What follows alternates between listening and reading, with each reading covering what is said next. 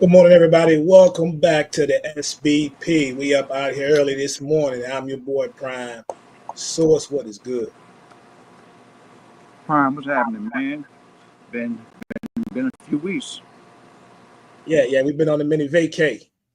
Mini vacay. Yeah, vacay. Been on the run, on the road. Well, I know you've been rolling.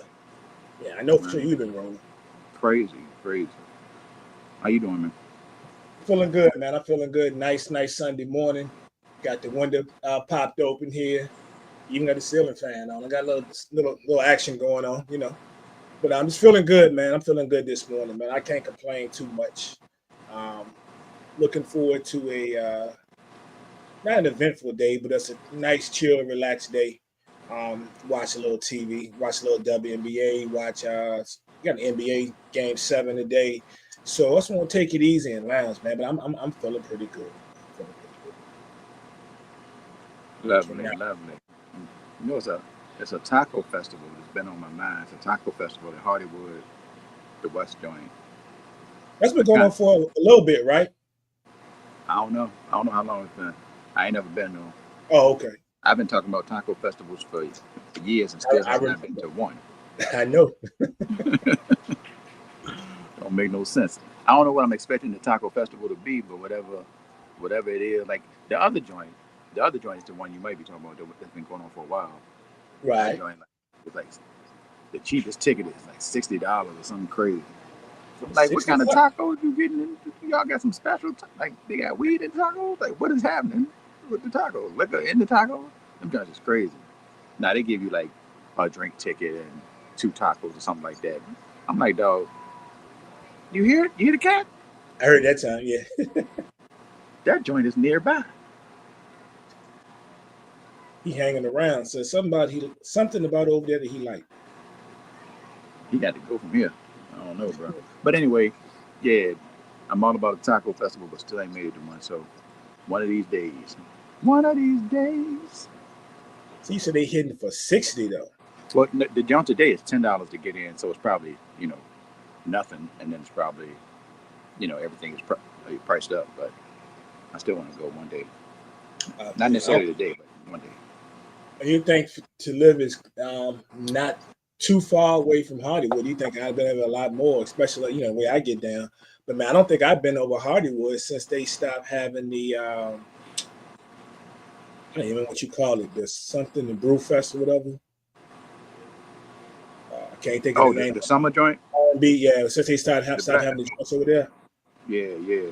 Actually, I went to that last year. Mm-hmm. It was at the West Joint on Yeah, West Creek. yeah. Yeah, yeah. I went to that joint. But yeah, I mean Hollywood is nice. That the location Oh, is nice. sure. Location is nice. I'd love to have something there for real. I'm sure it's super expensive, but I would love to have something there because it's wide open. They got the drinks. You can have whatever you want out of that joint. So You can have more than one thing going on. I remember last time I went, they had the DJ. Somebody was bumping music outside, and they had all the trucks, food trucks.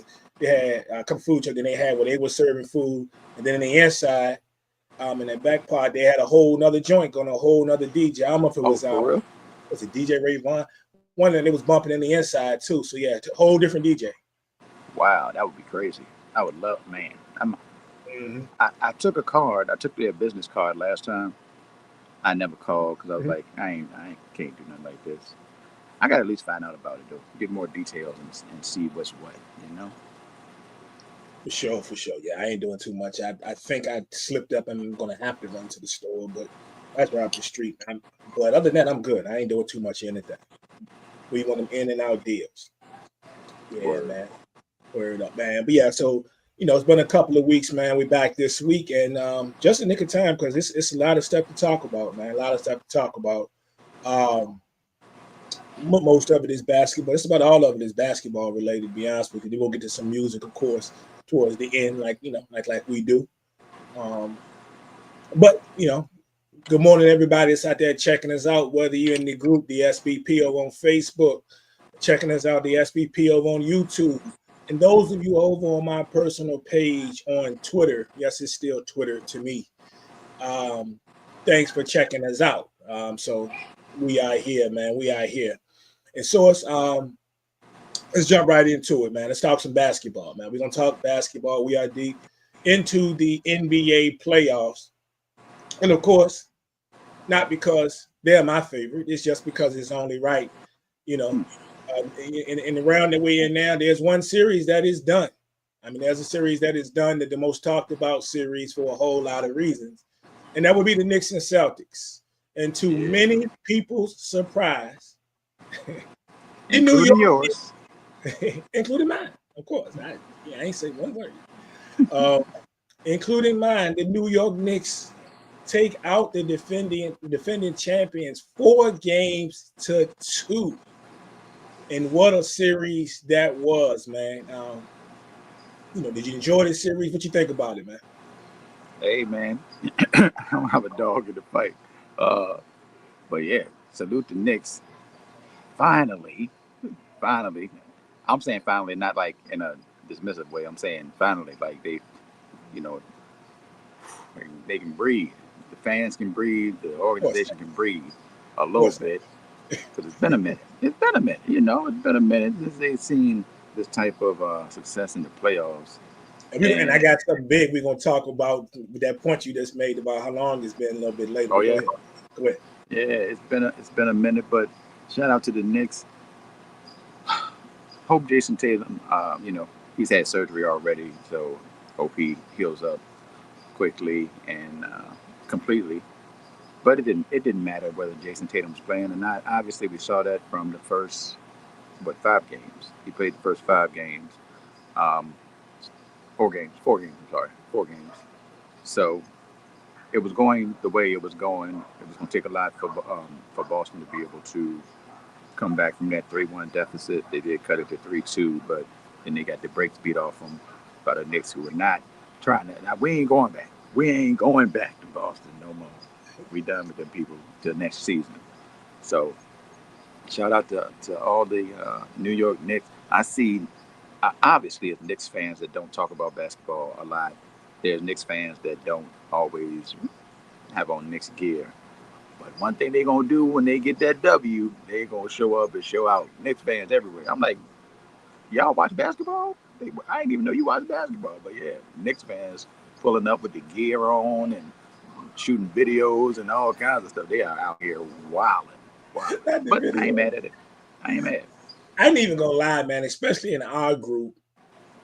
I forgot how many Knicks fans we actually have in the group. I'll be honest with you. I mean, off top, we gonna talk about Nick. So I know my man Rick, is in there. Definitely, first person gonna come to mind for me is the man that helped keep the lights on, Randall. Randall is my guy. He's a Knicks fan.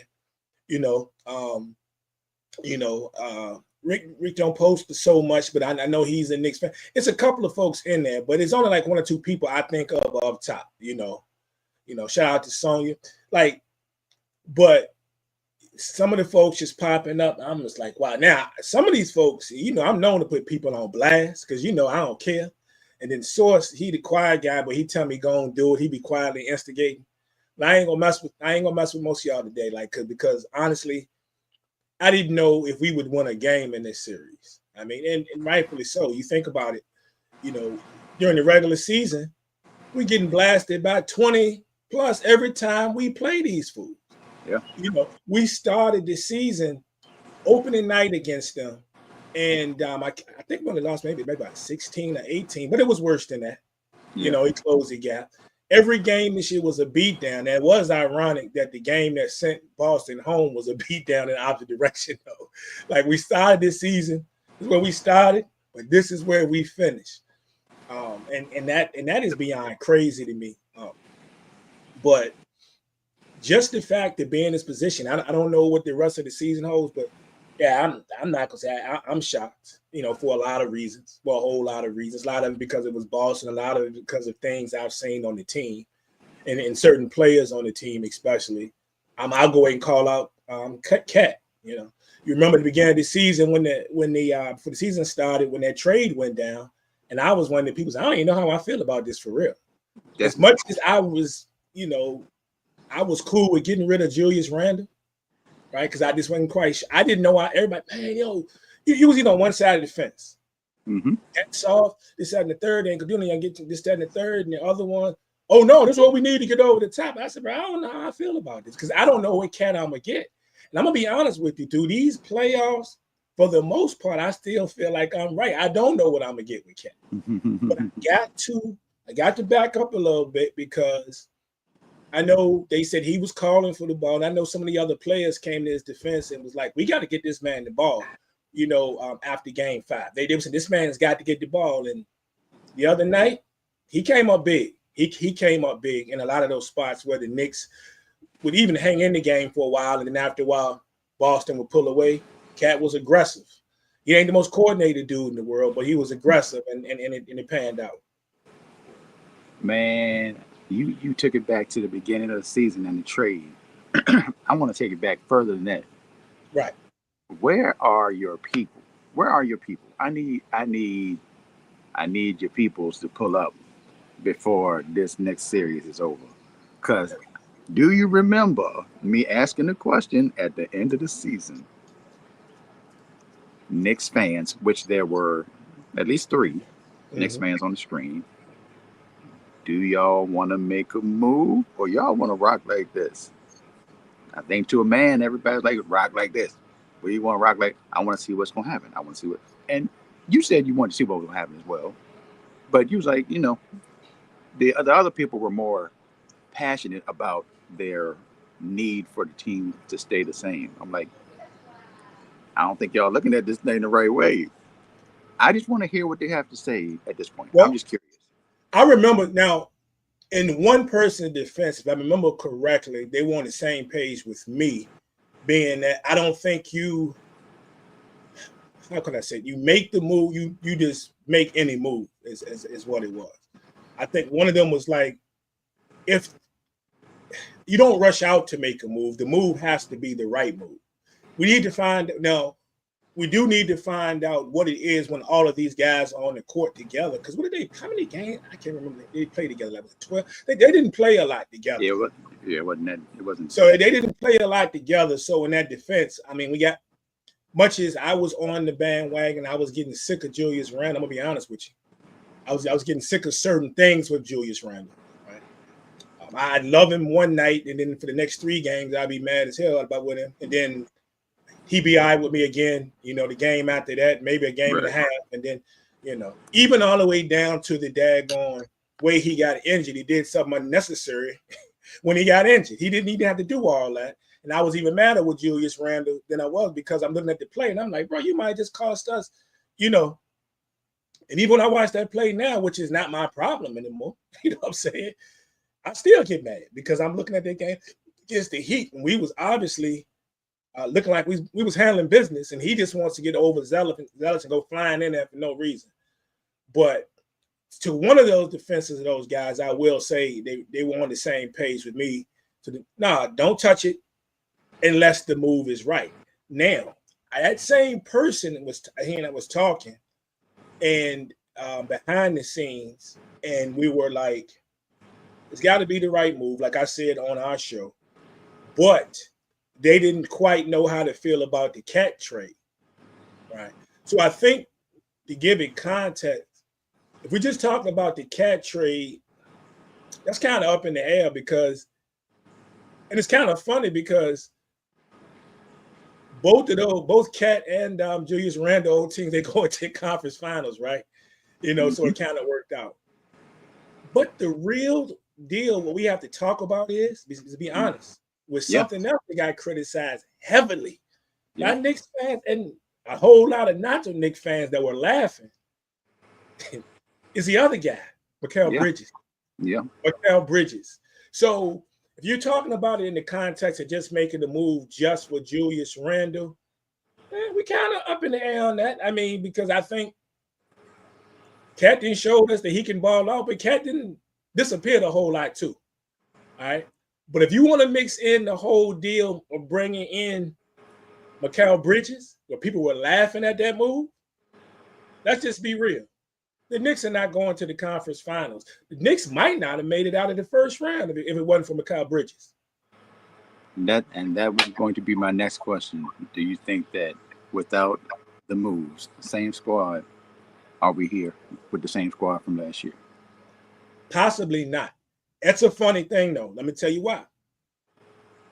We're seeing what these two guys, we saw a lot of flashes of Cat during this season. He had some games of both him and Jalen went for 30. It was some nice that Cat would go out there and do his thing. There were a lot of games, though, he would just disappear. Now, some of them he didn't have to be. I mean, they would go out and win it. Jalen would go drop 40. Somebody else would contribute. OG might have a night or whatever, and they'd be good. But I'm going to be fair. Coming down the stretch, to be honest, he didn't do a whole heck of a lot, right? And we were just talking about fighting for position, where they're going to be a third seed, where they're going to be a fourth seed. Mikal Bridges was steady, not spectacular, even though he had a couple of games where he led the Knicks in scoring. But he was steady. Then he disappeared a little bit. Then he was steady. We're seeing the things pay off now so far in the playoffs. You see what I'm saying? We're seeing this in the playoffs. So a lot of people are going to have a different vision or a different thought on what they thought about it going into the playoffs versus how they feel about what we've seen in these first two rounds. Interesting. Yeah. Because let's be honest with you. When you saw this, the Mikal Bridges move. Forget we didn't already got past this Cat situation now, right? We forget Cat. The Mikal Bridges move. Mikal Bridges. What did you think about it overall? Like, as far as did you think it would have the impact on the New York Knicks that it's having now? I thought it was a good move because it was more wing defense. There's more players that can play whoever. That was my thing. They're gonna play. Him, OG. They're gonna go against whoever on the other side. So more interchangeable players as far as defensively. And if you could add in his 3-point shooting, which I feel like not necessarily a 3-point shooting, but his scoring was kind of inconsistent because you see him go for 30, like before the Knicks, you see him go for 35, 33, 28. You see him go for 7. You're like, what happened? That's the same dude. But the defensive consistency or the defensive play was consistent. So that's something that has not changed. And I think he's a steady person, like he's a steady personality. So I think that was a positive to add to the squad too. But this level of effect on the game, for it to come down to the first 2 games, and what I think is more his what he hangs his hat on than anything is defense. And for him to make the 2 plays at the end of the game, 1 play at the end of each of the first 2 games, like make the play. It's the play. And he is directly involved, and he actually made the play at the 2 wins. That's, it was tough. It's Tatum and Brown. It was like, dang. If there was anything that would give confidence to Knicks fans other than Brunson doing what he does and, everything else that's happening, it's those 2 plays. It's like, yo, we got one of them dudes that's going to lock down whoever. He going to play whoever that's not going to fall back or be scary at the end of games and all that. So I love it for y'all. Yeah, the impact is crazy. And it's funny seeing some of these, a lot of Knicks fans especially. The non-Knicks fans are quiet as a mouse, except for 1 or 2 guys that I see all the time on a couple of forums that I follow over on Twitter that Mikal's still this. He's still garbage, still trash. This was coming out of the Detroit series. I ain't seen a whole lot of talk, the last few days, but still trash. Y'all did this, that, and the third. And there's a lot of Knicks fans that weren't on board with it, and they were upset. And now, when you're talking about moves to this, paying off, right? Moves to the paying off. This he is one of the main reasons that you got past the Celtics, and you built this team to beat the Celtics. Now, the flip side of it is, I think they were thinking, like most people were thinking, that if we're going to beat the Celtics, we're building this team to beat them in the Eastern Conference Finals. That is not the case now, because now we're moving on to face another team that we know very well because they sent us home last year. We're going to meet the Pacers in the finals, right? Which is going to be an interesting matchup within itself. Yeah. because he goes back to what I find funny. What I find funny, it goes back to injuries. I don't want to make any light of Jason Tatum's injury because I hated it, bro. I hated it. I am genuinely get outside the Knicks box. I'm generally a big fan of Jason Tatum, even though I just hate him about 4 times a year, doing it 3-4 times a year in the regular season. You know, and then other than that, the dude's just cold with it, man. But we go back to injuries, and of course, it's depending on what side of the coin you're on. If you're a Knicks fan, you ain't trying to, you upset because we know what possibly happened. A non-Knicks fan, I ain't trying to hear that. Will give us no props. Think about what we went through last year before we lost to Indiana in 7 games. So that series went 7 games. But last year, we were already dealing with, of course, no Julius Randle, which we had to ride that out, right? People seem to forget that. Remember we made a nice trade for Bogdanovich to give us some 3-point shooting. When Bogdanovich got hurt, ended up being during the playoffs, he ended up going out of there. Mitchell Robinson got hurt the series before, tried to come back and play, ended up hurt again, right? Not the same person, all right? And Mitchell Robinson is a person I've been critical of course, but that's somebody that can play defense a little bit, box for shots and defend. I can't say nothing bad about Mitchell Robinson really in this past series because darn, anything I said bad about him, we wouldn't have won this series without him either. So, Money Mitch. He was Money Mitch this past series for the most part. You remember those injuries, right? Nobody gives us credit when you talk about those. Nobody wants to give us credit with OG. I talk about OG getting hurt. Remember, OG got hurt. Dude's one of the best defenders in the league. And when he's on, which he's been off the last couple of weeks, but he can nail that 3, especially from the corner. We lose OG.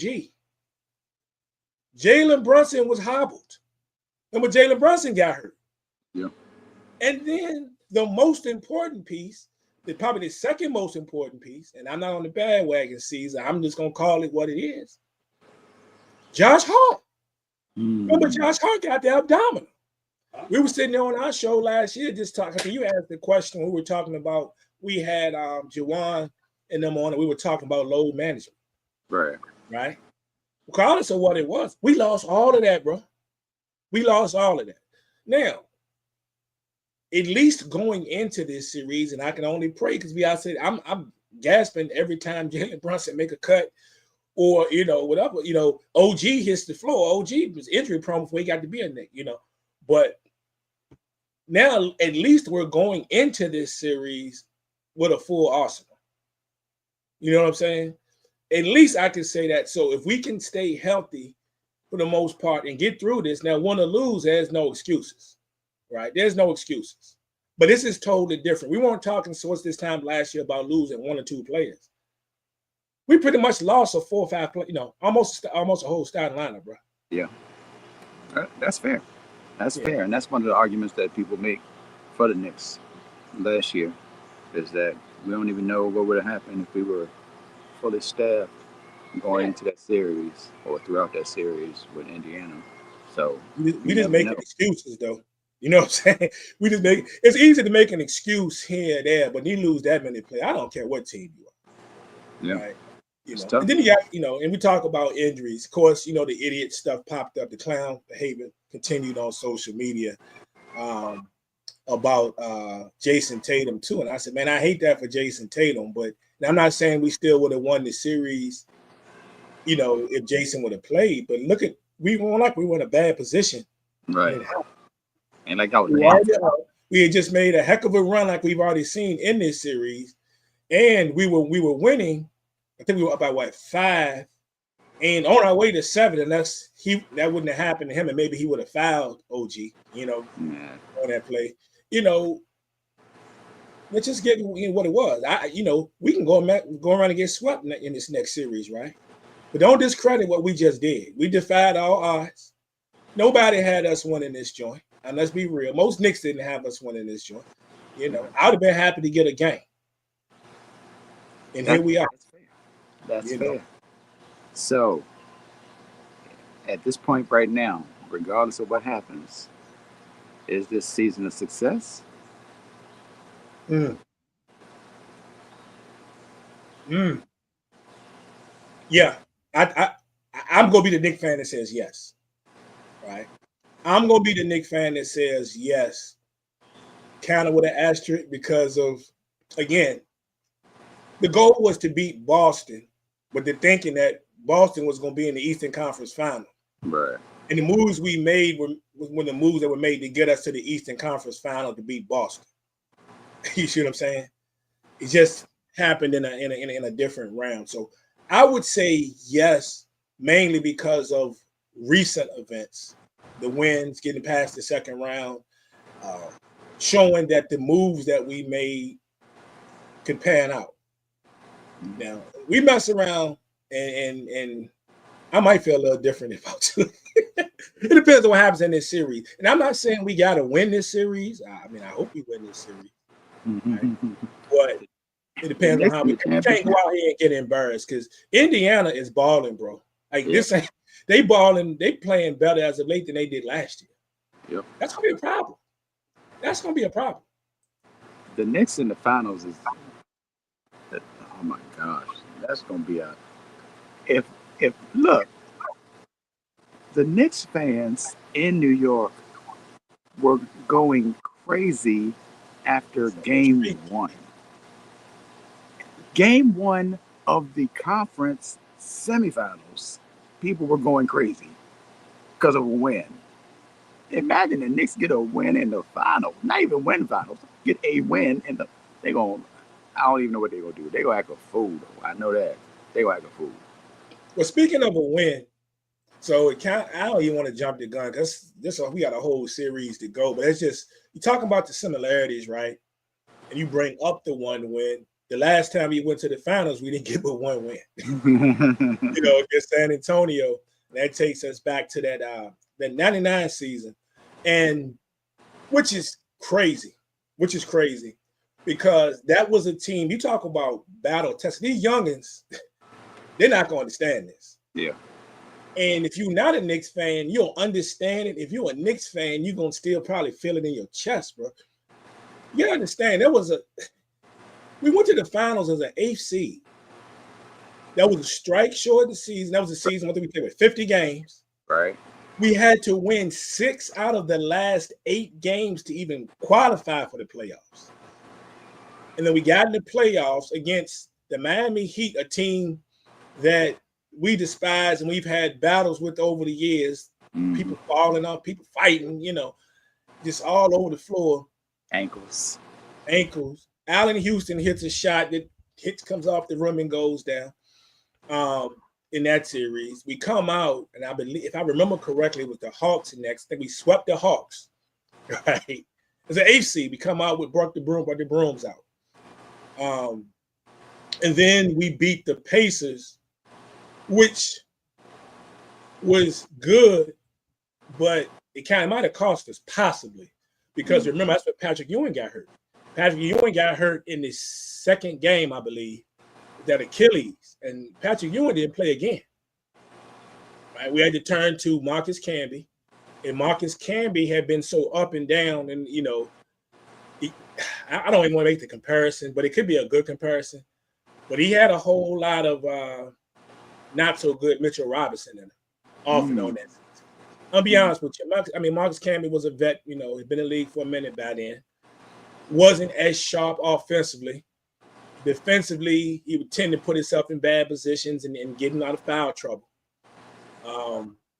Seemed to be getting beat for a lot of rebounds, and I think he had some ankle issues or whatever. But then he ended up playing really well for the most part after Patrick Ewing's injury. Like it was a whole new Marcus Camby if you're taking it for what it was. So that was back in '99. I was talking to the fam this morning. He's here, and I'm talking to Wes. And I was like, bro, do you realize the last time the Knicks even made a conference final? Forget the playoffs, as you brought up. A conference final. Your younger brother was still in his mother's stomach. She was pregnant with CJ. He's a young man now. He's an adult. So, this is crazy. Like this is crazy, bro. Yeah, I was gonna say Yeah, it's I that missed a lot of gotta the be with playoff these younger run. brothers. So I missed a lot of that playoff run because my wife and I, before we got married, my wife and I were in a car accident in yeah, May, yeah. and then uh, she was in the hospital, then out of the hospital, then back in the hospital, and Kelsey was born in June. I remember being in the hospital and looking at the TV, just glancing at the TV and seeing San Antonio and the Knicks on, but I don't remember anything about the series because I pretty much missed it. Let me tell you, it was crazy, man. It was crazy, and that was matter of fact. This was the squad. This was the squad right here. And of course, Pat didn't make it past the second game of the second round, second or third. I think it was the second game of the third of the second round. But this was a squad. Larry Johnson, you got Canby over there, Allen Houston, who hit the big shot against the Miami Heat, Big Pat.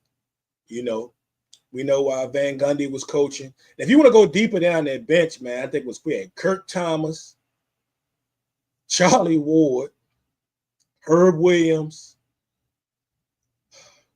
Chris Childs. I think Rick Brunson was on that squad too. I'm pretty sure Rick Brunson was on the bench. I believe Wow. Rick Brunson on that squad. But yeah, David Wingate. Georgetown. Georgetown Hoyas. Come on. Yeah, so this is how long it's been for my New York Knicks just making it back to even a conference final. This is crazy. And I'm gonna tell you what, I don't know if I've ever told you this, but I don't know if I've told anybody this, and I don't guess he'll mind. So, you know, my youngest son, he's Chris too. He's Chris Jr., but we have different middle names. Do you know? Did I ever tell you what I named what his middle name is? No. It's Christopher. I don't know if I ever tell you what his middle name was, and of course, you can instantly get it when I say it. And I remember I told you he was still in his mother's stomach, right? when this was going on. Her name is Latrell. Really? Yep. All this was happening, right? Because the Knicks were on their run. Wow. I had no idea. I did not know. Yep. That. He was due to be born. So playoffs run right into the summer. So he was due to be born in May, end of May, third week of May, I believe. But he ended up being overdue. He was born on June 8th. So we were right in the middle of the run. When Spreewell came to the Knicks and was doing damage. Sheesh. Yep. That's wild. Wild times. Yeah, so but this team, yeah, I don't know. I'm not gonna say how much this team reminds me of that team, but there's a lot of similarities. The grit is there. You know, the grit is there. Coming down from 20 multiple times against the Boston Celtics. You got some toughness there. OG don't say much, but OG hit the floor, but OG will put you on the floor. Josh Hart don't give about nothing. Josh Hart, you know, he's grimy with it. You know, so there's a lot of similarities, you know, to this team, to the 99 squad. There's a lot there. I get that. Yeah, it's interesting that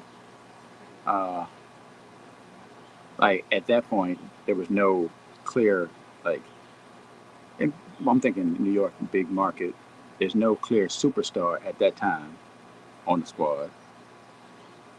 And Brunson is dead. But Yeah.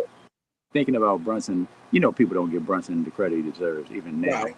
So there's no clear superstar on the Knicks now in a similar way. Like obviously we know that Brunson is the guy, but still, I still stand by that. And Knicks are funny, man, because if you watch, so we know Brunson is that guy, right? We've seen McCarroll as of late, and at points during the season, because he played well on Christmas Day, honestly. But we've seen McHale come out and light up for 25 in some games. You know what Cat is capable of when he can stay on the court and he's not getting himself in foul trouble and they get him the ball. OG at the times that Brunson has been out, we haven't seen during the playoffs as much. The OG's had plenty of 20-plus games. Mm-hmm. So it's just a funny squad. It's just kind of, you know, whose night is it? And then what does Tibbs want to incorporate it? Because Tibbs gets a little stuck in his ways sometimes. You know, this ain't the first time I've heard somebody say this is what we need to do, and he decides to listen and they do it. They said that Rick Brunson was one of the guys that talked to some of the players and then talked to Tibbs. Like, we got to get Cat the ball. We need to make a better effort of giving him the basketball and letting him work before this past game 6. But shout out to Rick Brunson. And again, we don't win game 6 without Cat. No matter where he's been, all these other games. But we know where he's been. He's been on the bench because he just can't play defense and he can't pick up a ton of fouls. But he showed up in this one. So this is I can talk about the Knicks for days, but I'm not going to do that. But this is what I wanted to bring up when I said I had something for you, just to tell you how long it's been for the New York Knicks. So some of our folks here that's watching, appreciate y'all checking us out. Caesar, we see you. Caesar wants his credit. No. Well, let me say this. This before I get into this, what I was going to tell you. Because somebody asked me this, and I thought you may ask me when did I feel that we had a chance, because you knew I didn't think we had a chance at all, maybe even win the game. So funny stuff happened. And it's a fourth thing, but I can't remember what that fourth thing was. The day of the game, I can't give Caesar no credit, but I got to. Caesar was quick to let you and everybody else know. I know about what he told y'all was gonna happen early about the Knicks winning these games in the series, right? I'm not anybody listening to Caesar, man. But Caesar said the Knicks was gonna win, and I was like, I'm always telling people, don't listen to anything Caesar got to tell you. But what if, as much as it pains me to say it, Caesar is right? Just because Caesar is saying it, why do all of a sudden I'm starting to feel a sense of calm? I don't know why, source. Don't ask me. I said, Caesar said this. Nah, I'm not falling for that. I'm not falling for that. Next thing that happened, I started thinking about it. The same 99 Knicks that we were talking about. And I remembered the guy it's a guy I used to work with that had a cookout at his house. At the time, I was working for another company. And at the time, he did security and he wanted to have a cookout at his crib. He said, I'm going to have a game on and everything. Y'all come through. This a family thing for work. Nicole was pregnant with CJ. She was there. We were sitting there. So most of the folks that were not into the game were sitting outside where the grill was, having a good time. Some of us fellas was in the house watching the game, going back and forth. I had not thought about my man that had the game, that had the cookout in years. For some reason, it just popped into my head. But like no apparent reason, that same day, I'm like, why am I thinking about Bernard? Why am I thinking about B? 99, we was at his crib when Allen Houston hit that shot against the Miami Heat. Then the third thing.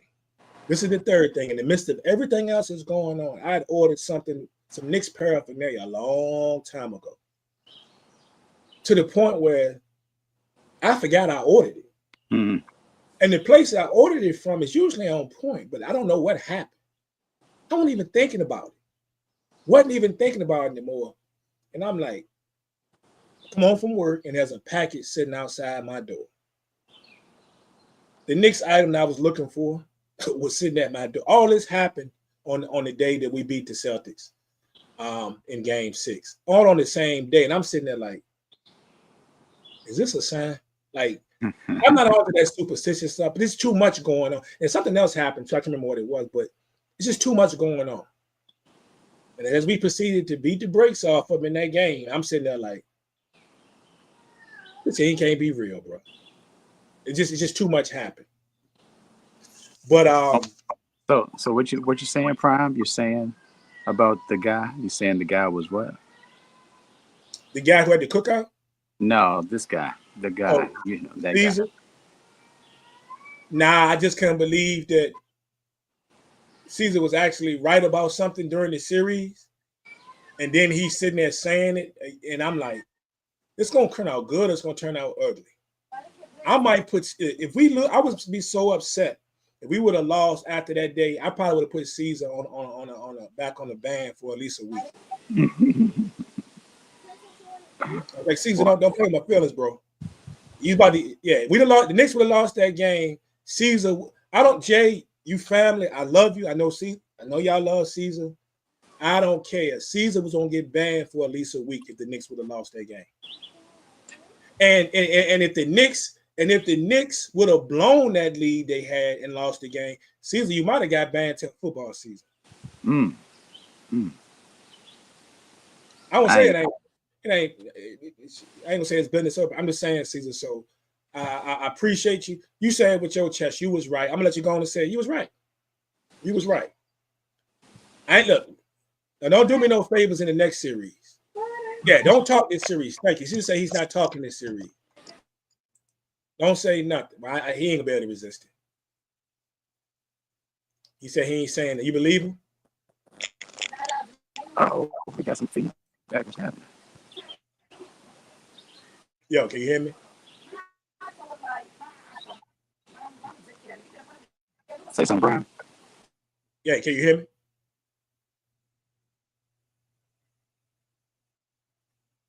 Oh, we're freezing up here. I don't know if that's him or that's me. Let's see. See if we get Source back on or see if that's me. I don't think that's me. Might be. But yeah, man. Yeah, Caesar, if you can hear me. Caesar, can you hear me, bro? Because just don't say nothing else this series, bro. Just don't say nothing. I appreciate you. Don't say anything.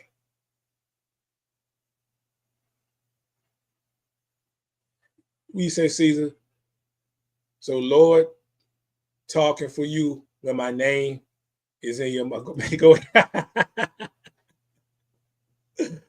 Wow, that's crazy, man. Caesar. Yeah, I'll take the Go Braves here. I'll take the Go Braves part, even though we blew it last night. I definitely take the Go Braves on that. But it looks like we're having some technical difficulties. I think Source should be able to jump back here in a second, man. It looks like he clocked out. You clocked back in. But yeah, but shout out to the Knicks, man. Shout out to the Knicks. Moving on to play the Indiana Pacers here in the conference finals. And shout out to my cousin Jay, man. Shout out to Jay. Jay is he might be the only Indiana Pacer fan that I know. So, we shall see, what happens here in this next series, man. You guys get any you guys got any thoughts on the next series? I see we got a Celtic fan there. Hey, respect to the Celtics. Scorch Source. Respect to the Celtics, man. You guys will be back. You guys got some decisions to make, though. You guys got some decisions to make on that roster, man. Y'all got a lot of money to be tied up in going into next season. So, we'll see what happens with that, man. But what do you think you guys going to do, man? Y'all got a lot of decisions to make. You have a lot of decisions to make with that roster, man. You may not have Tatum for the entire season. What up, Jay? You may not have Tatum for the entire season. You got some situations to think of money-wise with Kristaps Porzingis, Al Horford. This is a team that could look totally different next year. So, something to watch. Something to watch.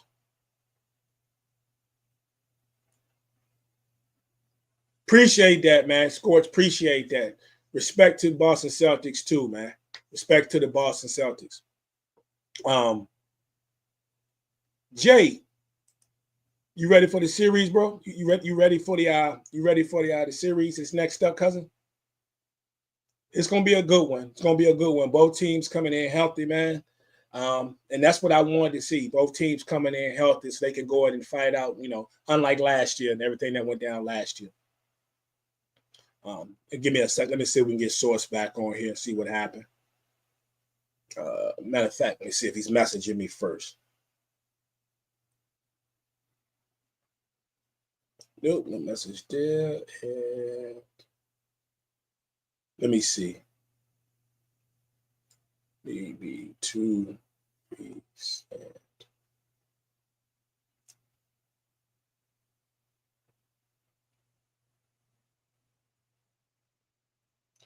All right, he should be back here in a second, I believe. So, long time coming for New York, man. This is a long time coming. The 99 Knicks being the last team to make it to the conference final. Um, Score says, let's see. Personally, I don't think the Celtics are using Tatum properly because of the way Boston uses Tatum. I'm conflicted. I like Brown because he handles physicality better. You know what? You're not the only one. I heard somebody else say that, man.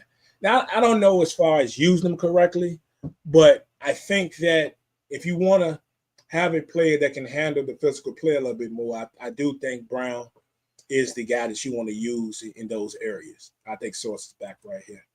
So I agree with you on that scores. So Source, you back?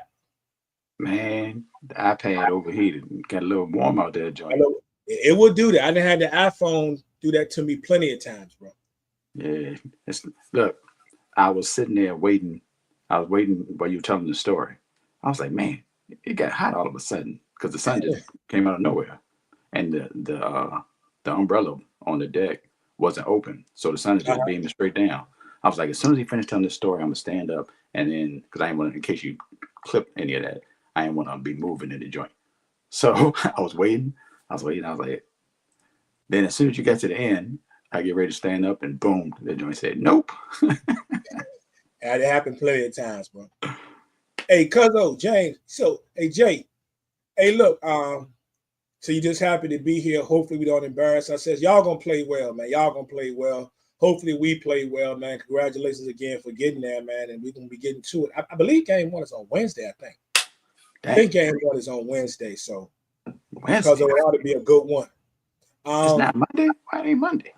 I thought I'm gonna look it up. I thought they said Wednesday. I don't know. I don't know. You know, I don't know.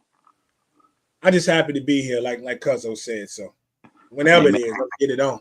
Congrats to Jay and the Pacers fans. So this is what I wanted to tell you, Source. So let me tell you before we get off of these Knicks, because I know some of y'all in here probably tired of me talking New York, but I'm gonna put this out there. This is how long it's been, bro.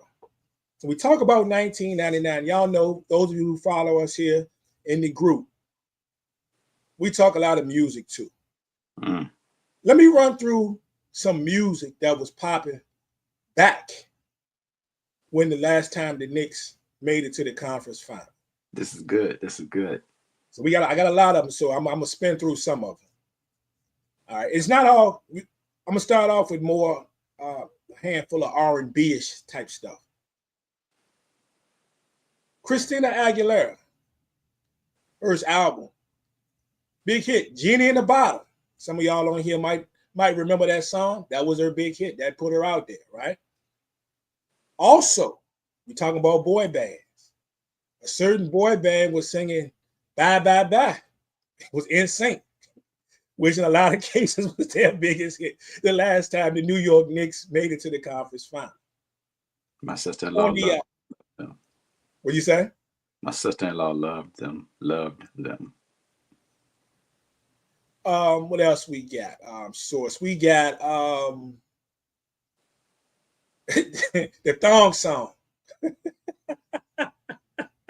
Your boy Cisco had put out Unleash the Dragon album back then. So you had the thong song, was a big hit. On the R&B side, the group 702, they put out their album with the heavily sampled, commercial played, been used on Nickelodeon a ton of times. Where My Girls At? 702 album came out. And then person that you and I both love very much, and you know how much I love this person. Erykah Badu was out there with Bag Lady. Was in the airways back then. Dang. Can you believe that, bro? That's crazy. Bag Lady was 99. So said that thong. yeah, that's how long it's been since the Knicks made it to the conference final. The thong song was popping. Now, for my hip hop heads out there, let me give you some singles real quick. Mystical was out there telling you to shake it fast. Outkast was out here with So Fresh and So Clean. I'm gonna give you one that's internationally known for real. Like, we talking commercials. Y'all done seen this in the Super Bowl. Y'all done seen this every club, was a white club, black club, mixed club. You have heard this everywhere. It's like, it's crazy. Your boy Shaggy was still out there claiming it wasn't him. Wasn't me. Was bumping. Was the joint back when the Knicks last made it to the conference final? Sheesh. Nelly was out there spitting that country grammar. MOP was Annie up. It was Annie up. And it's a ton more, but I'm going to give you this one. Someone please call 911. Your boy Wyclef is out there trying to get some help. Wow. That's crazy. And then we can spin it off to run through a couple of classics in here, album-wise. Flesh of My Flesh with DMX. Slim Shady LP was out there. What else we got? Lil Wayne was telling us the block was hot, bro. Black on Both Sides and Internal Affairs came out at the end of the year, later in the year. Miseducation of Lauryn Hill. And little less known to some folks, but definitely known to me, unless you really into some of that real hip hop. In our lifetime, 8-Ball and MJG. Yeah, I still play that. So yeah, for sure. There's a ton of other stuff, but just to let you know, the last time that the Knicks made it to the conference final. Liddy, what's good? Y'all heard my man say in the chat, my man said, hit that like and subscribe. We would appreciate that so much. We over there on Facebook, for real. You can come over there and join us. The SBP, look us up. But if you're on YouTube, or you got friends on YouTube, the SBP is also over on YouTube. Some of the folks are watching it over there right now, and we appreciate it. Come check us out, man. Come check us out. We appreciate you. Yeah. All right. But enough about my Knicks, man. We'll talk about them again. Either next time we talk, either I'll be happy or sad, probably feeling some kind of way, a certain way. But we'll see. But game coming up here, I believe it's on Wednesday, and let's get to it. It's going to be a tough one playing Indiana, but both teams are healthy, and hopefully both teams stay that way, and maybe we get 7 games. I'd be happy with 4 if it go one way, but knock down, drag out, we get 7. Source, the Celtics, though, do you think this is the last time we see the Celtics the way they are? Because they gave up a lot of money these last couple of years, some major contracts. They got some decisions to be made. They have to make a decision on what they want to do with Kristaps and his contract, right? Because he got some money on that. Al Horford may or may not, depending on what the offer is, might be looking for, another home. They have to make a decision on Jrue Holiday, right? And then the biggest thing that's looming is Tatum might not play at all next year. And we're talking about a team that has been one of the powers the past few seasons, the defending NBA champions, and now will probably still be a playoff team next year, but I don't think anybody expecting them to be a 1 or a 2, through a course of a season. What you think, man? Whole season without Tatum. Whole season without Tatum. Well, it'll be Jaylen Brown's official chance to take over and be that guy.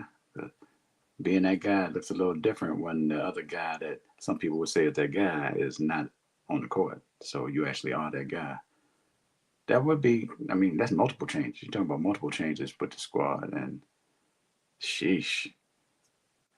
I don't know. I would love for them to be able to come back and run it back even without Tatum, just to see how this thing goes. But I guess that's not really a possibility with that many things looming. Something's got to change, especially in the big man spot, one way or the other. Porzingis, you can't get Porzingis out there for a long stretch of games at any point, I guess.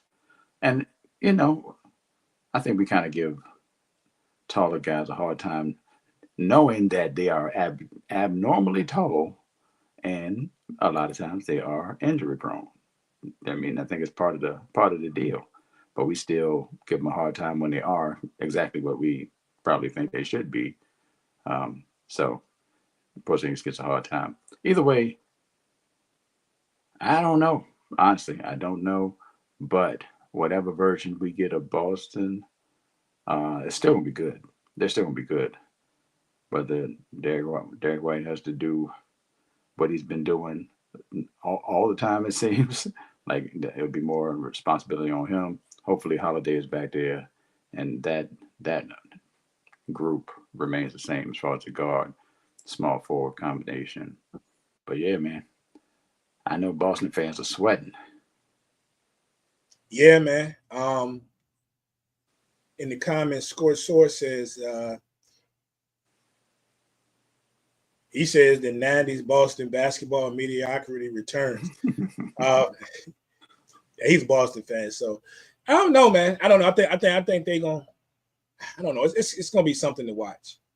And then we're sitting there thinking that maybe they drop 3 or 4 notches in the East, and then something crazy happens.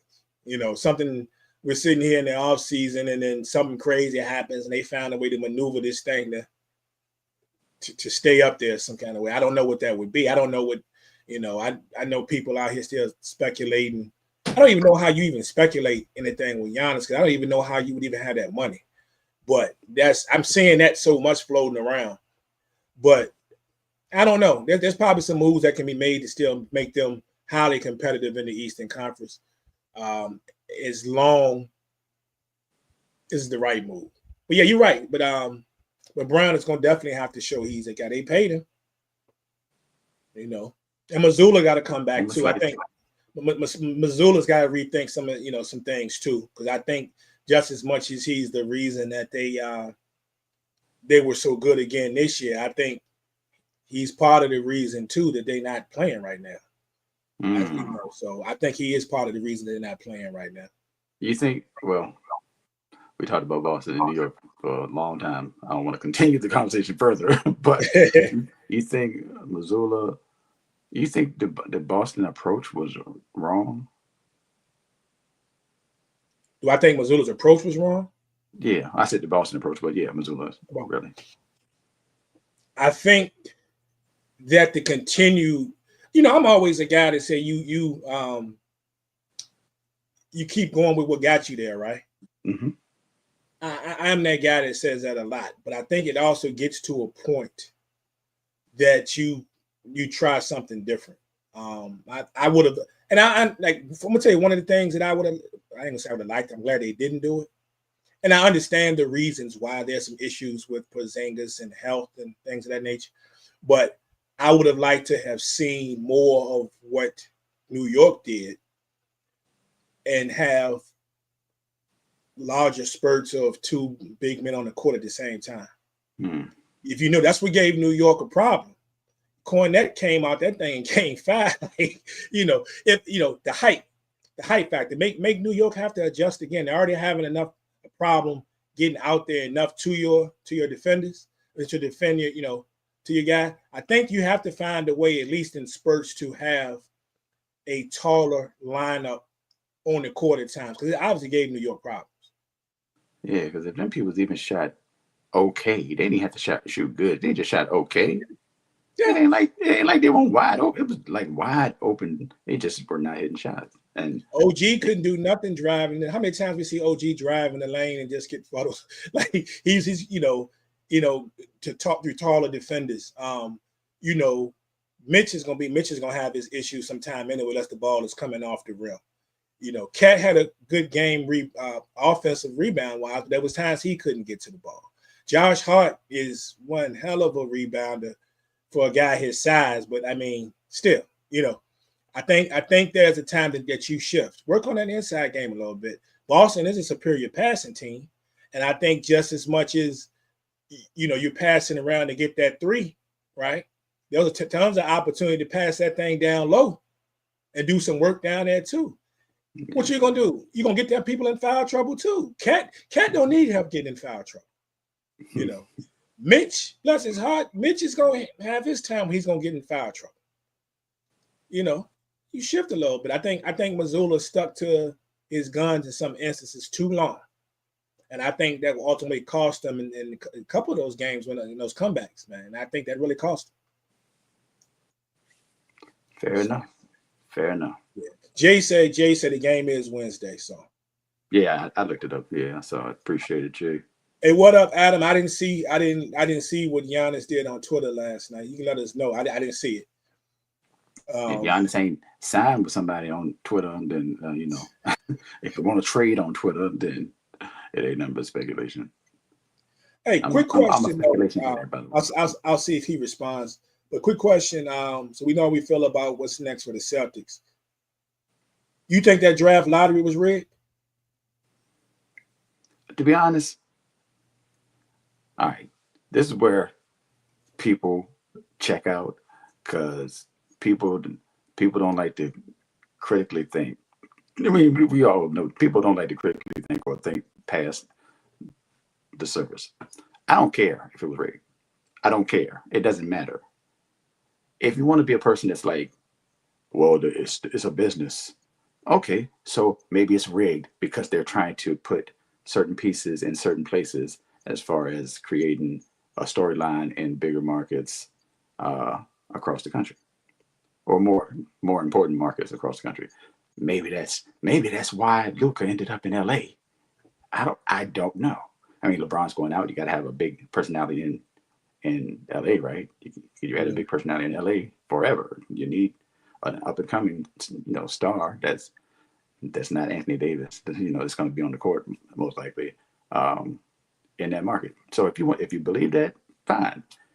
If you believe that the Patrick Ewing Jones was cold and all that, the Knicks joint in 84. Fine. 85. Hey. I didn't cut you off. Well, yeah, it probably was rigged. I ain't mad about it, but go ahead. 85 was rigged, but go ahead. I ain't mad about it. But honestly, I don't care.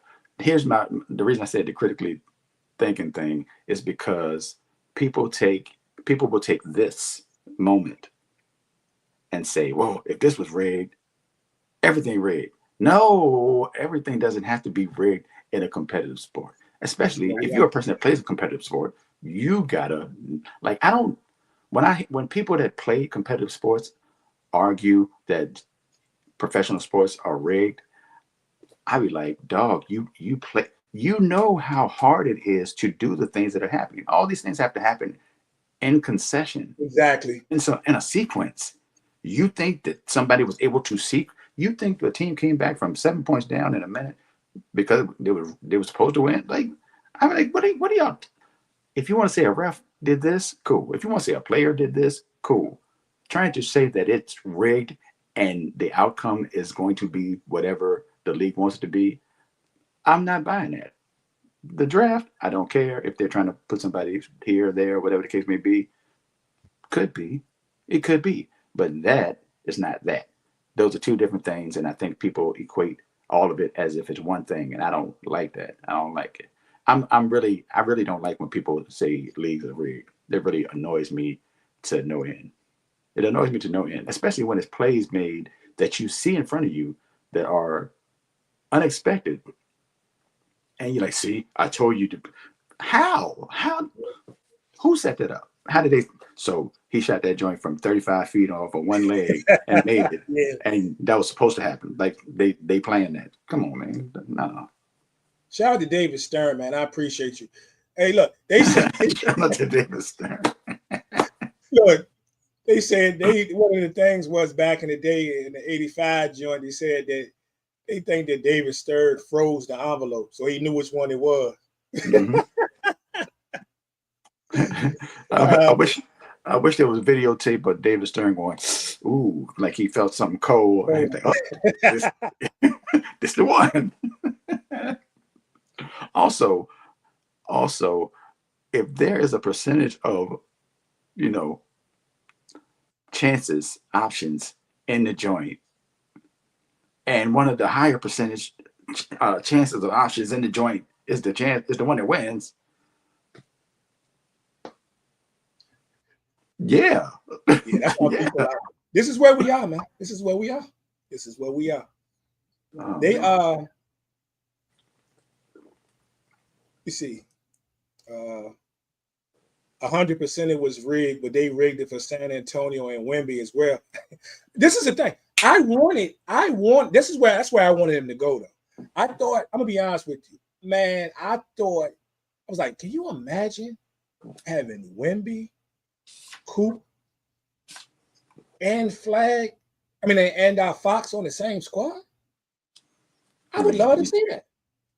I would love to see that. When they got down to after that third joint and San Antonio was still alive, I said, oh, here we go, boy. Here we go. This is going to be nice. And then when I saw it and they said San Antonio, I was like, dang, bro. What could have been? But it's nice. You got Kyrie, AD, and the Flag, so. That's cool and all and everything. And it ain't the same. It ain't the same.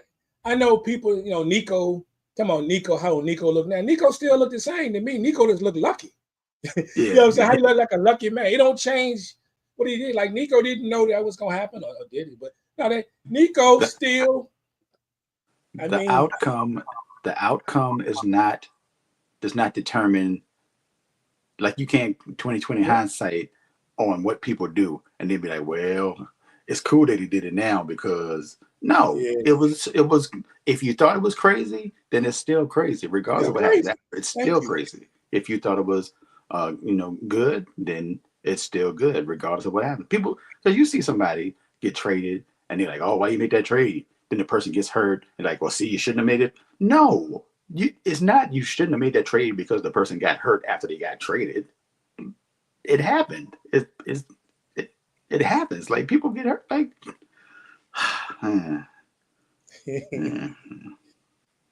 crazy enough. So, and I'm sure San Antonio. The Mavericks will still be playing on Christmas Day, but can you imagine that though? Christmas Day, they're gonna put them on anyway. But I was just imagining Wemby and Flag on Christmas Day. I ain't gonna see neither of them. We played them last year on Christmas Day, so I won't try to see that again. But against us, but I ain't gonna see none of them on Christmas Day. Sorry, I will be elsewhere. You watching football? Oh, you already know. If football is on, they did them people dirty, man. I told you they did them dirty. They went the second I saw that NFL schedule for Christmas Day, and I'm like, they can act like, oh, this is room for everybody. No, y'all know what y'all did. The lineup that you put up there says enough. It's like you know what you did. Bully. You know what I'm saying? They gonna tell you that wasn't their intent. Source. That was their intent. Look, it reminds me of like this just happened. Have you watched Joe and Jada? Yeah, I saw one episode. Yeah. So Fat Joe and Jada Kiss have a podcast on episode 2, which also it's theoretically it's probably not a good show, but knowing the limited amount of hip hop shows there are, I'm cool with it. I'm cool. Yeah. I don't even love Fat Joe that much, and I don't really love listening to Jadakiss talk, but it's hip hop related, hip hop people. So fine, I'll watch it. But they were saying, ain't nobody show us no love when we started the podcast. Like most of the people, somebody normally reaches out when I start a business and they're like, congratulations, blah, blah, blah. None of the podcast people reached out. And these little podcasts, they mad because we out here doing this. It's the same thing. Joe and Jada said, it's money right there. I don't care what else is going on. It's money right there. I might as well go over to this. Let me go ahead and do this. If it affects other people, oh well. I don't care about that. All I know is there's money right there, and I'm going to go get it.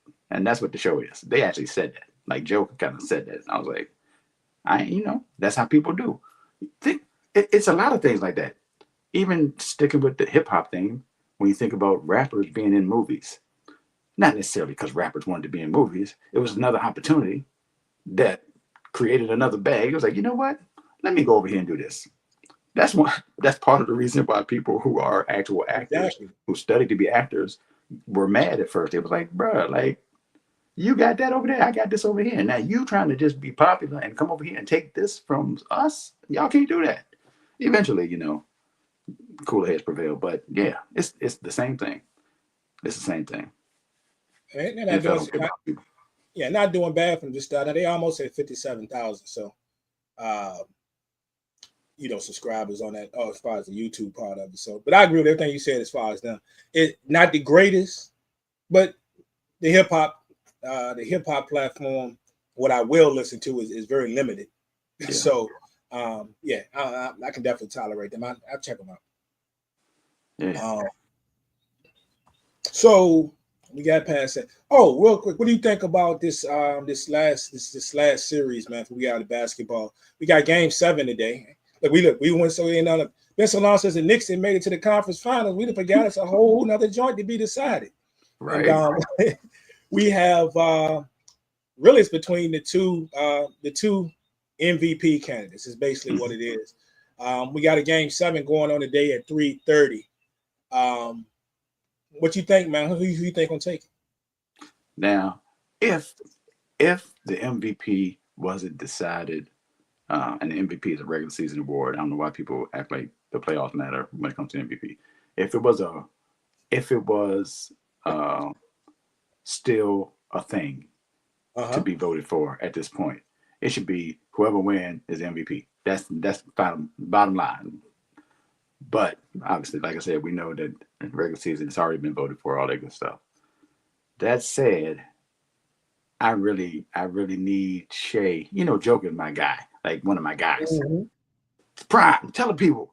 I didn't say he was going to be this, but I definitely said Joker was going to be crazy at some point in time. Years ago. I said it. You did. Years ago. You absolutely did. I said it back when they had Nurkic. They had Nurkic, and Nurkic had just left. I was like, finally, they let this dude. He gonna go crazy. But I would not be mad at Shea getting to this conference finals. I'd love to see it for the young team. I don't like the way people discredit people as if this young player who's leading a young team, if he doesn't get further, like he's less than at this point. That's not fair. I mean, people are gonna be unfair to athletes regardless. They're gonna be unfair about their opinions. They're just gonna say whatever's insulting at the time. Mm-hmm. But I would like to see Shea battle, get through this, and get the dub. Not that like I said, I don't care who wins for real. And Joker's my guy. But if SGA gets the dub, OKC goes to the conference finals, I won't be mad at it. And we'll have a crazy series with OKC and Minnesota. Man, that'll be sheesh. That'll be tough. Yeah, that's a tough one. I was talking to the family this morning, and I asked them because, who would you like to see win it? Because outside of, unlike my youngest son is a Knicks fan like me. He don't go as hard at basketball, but my older son actually likes Minnesota. He grew up in the Kevin Garnett area, and I said, yo, fam, I said, who would you rather play? And he was like, honestly, I think he'd rather play OKC. I said, really? I said, team won 68 games. They won like 18 more games than the Nuggets. They've been hot. And he said he had a lot of reasons he thought about the struggles with Minnesota last year in the playoffs. And then he also talked about the experience factor. And he feels like athletically they'd be a pretty good matchup for OKC. So the Timberwolves and OKC would be, I think would definitely be must-see TV. Yeah. I see those guys going at it. So, but yeah, he said that he would actually rather play OKC. Man, if you look at them just by position by position, it's a battle at every spot. Man, that's gonna be, well, either way, whatever happens, it's gonna be crazy. But OKC versus Minnesota would be outstanding. Would be fire. Yep. So we're gonna find out the day starting at 3:30. I cannot wait for that one. You mentioned the real quick on the Christmas Day joint. I was talking to Joel yesterday. Joel and Didge yesterday actually, and I said, how it is for me. Y'all, how I get down because you talking about you ain't gonna be watching nothing. I'm probably gonna have 2 games going on at the same time. At least because 2. Ain't no if at this point because especially the NBA is not gonna do that to themselves. they gotten smart again the last couple of years because we actually look like something. But the Knicks are going to be on TV. More than likely, the traditional noon game. Yep. And then you have the Cowboys and Commanders at 1 o'clock. So, I mean, it's just we got multiple TVs in this crib. We know how you're gonna be. Yeah, because the NFL joint said Netflix joint, I believe. So, yeah, no, I'm good. Brian will have the TV, the other TV, the laptop, the iPad, the phone, wifey phone, son phone, everything in this crib, everything all over the crib. We just gonna be a merry, it's a joyous occasion. Definitely, we get some wins out of it. So it's gonna be very interesting, man. Very interesting. All right, man. Enough time on the NBA. Oh shoot! Speaking of which, because I know what you're about to say. I ain't lock in. I'm good though. You got some WNBA lineups? I didn't. I meant to grab two. Look, I've been so trash. I've been so trash the first 2 days. Actually, the first day I did. Second day it was so trash that I shouldn't do it. But I'm gonna do it anyway because it's the first weekend, and the last time I won first place in a decent sized contest was the last day before the All-Star break. The last day before the All-Star break of the WNBA. That's the last time I hit first place in a decent sized contest. So I figured first, last, I got to try. First weekend, I haven't even locked in this weekend. The only thing I've concentrated on, of course, is my WNBA fantasy league. Yes, people listening, I do participate in WNBA fantasy. Dang. And I got a good squad, too. The squad, I'm kicking butt. You know what I'm saying? I don't even like fantasy like that, like, fantasy league long johns. But WNBA might have been interesting. Yeah, well, you can still get you one. Like I say, it's just the league just started. Well, season just kicked off a couple of days ago. Friday. Yeah. You can jump in the joint. I play that over on ESPN. So fun so far. Beautiful thing about a WNBA draft, unlike a lot of other drafts, the drafts are short, man. Like you can get in like a 10-man or 10-person league, and y'all jump on. Especially if you got folks who really watch the game, know what they're doing. Man, you can go through a 10-person WNBA draft. Might take 20 minutes. Oh, I like that. The drafts go fast. I mean, it's not a lot of teams, of course, and then the amount of positions that you have to fill. But you can go through a WNBA draft in about 15 to 20 minutes. All right, I just grabbed two joints. So yeah, but we back with the WNBA, bro. We back in effect. Sport that you and I both love dearly. And we're finding in our SBP group, we slowly bringing some folks out. We're getting some folks out. It's some folks that's not just waiting for a Caitlin Clark game or just waiting for it to get deep in the playoff. There's some folks that's in there talking, and I love it. Yeah. I love it.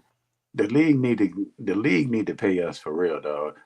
The league need to promote hard. I mean, they ain't got no money. I know. They ain't got no money to pay nobody.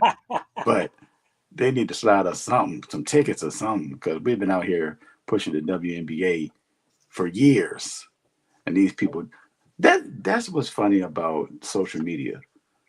I'm like, dog, we've been doing stuff together and separately talking about the WNBA for years. Yeah. Nobody, very few people talked about it before last season. Last season started, all the controversy, blah, blah, blah. Mm-hmm. More people talking. Before the season even started this year, I'm like, where all these people come from talking about the WNBA? They're everywhere. And half of them don't know what to talk about, but they're excited. They're hyped. They got half, three-quarters of them. Three quarters. I'm trying to be nice. I'm trying to be nice. But man, they out there joint hype, making content, going to games, interviewing players. I'm like, dog, where all y'all come from? Where all y'all come from? It's just like the Fat Joe and Jada thing. They see the thing, and it's not even about the thing. Maybe it's not about the thing. It's about the thing being popular now, and it's less people on it, and they all like, hey, let me jump in and be a part of this now. But just glad people are pulling up. Yeah, and I've been starting to follow a couple of 2 or 3 pretty dope creators that really concentrate on nothing but women's basketball and WNBA. I had a conversation with one of them so far, so I'm not gonna put out who it is yet because she just started putting her platform out there and she blowing up quick, but she's specific. And she goes live almost every day, 9 yards. And I'm trying to possibly in the very near future get her to do a show with us. Now, and be honest, with some people they get big headed and so they start blowing, or they want to concentrate on their own platform. And I get it, I'm fine with it. But through the initial, I think there is a possibility. It is a possibility. Yeah. So I'm gonna let y'all know if and when that happens. But I didn't have a little conversation. I got a let me know response. And we can talk about it. I'm like, oh. And then I ain't even gonna lie. It'd be nice. You'd love you to come on the SBP. Should I be happy even to come on your show? But yeah, it's so hard. These are people that have time that I don't have right now. So these are people. I've got one I think is a very real possibility. Another one is a possibility, but it's about 3 creators that I've followed for the past. I started following this year, even before the season started. And they're really ramping it up. And these people, they can go live every day. You know what I'm saying? Like, so you talking about building a following and all, they go hard. Like, one of them goes hard first thing in the morning. By the time I'm getting to work, I'm getting the alert. You know what I'm saying? And she goes live. Bro, like, I think about 8:30, 9 o'clock in the morning every day. So shout out to those creators. I'm gonna have that type of time one day. Right? Every day. I tell you, if I told my lady when I hit this lottery and I ain't gotta work no more, I'm gonna be a monster. Yeah. I'm gonna be a monster. People talking about traveling, going to France and Spain and all this other time.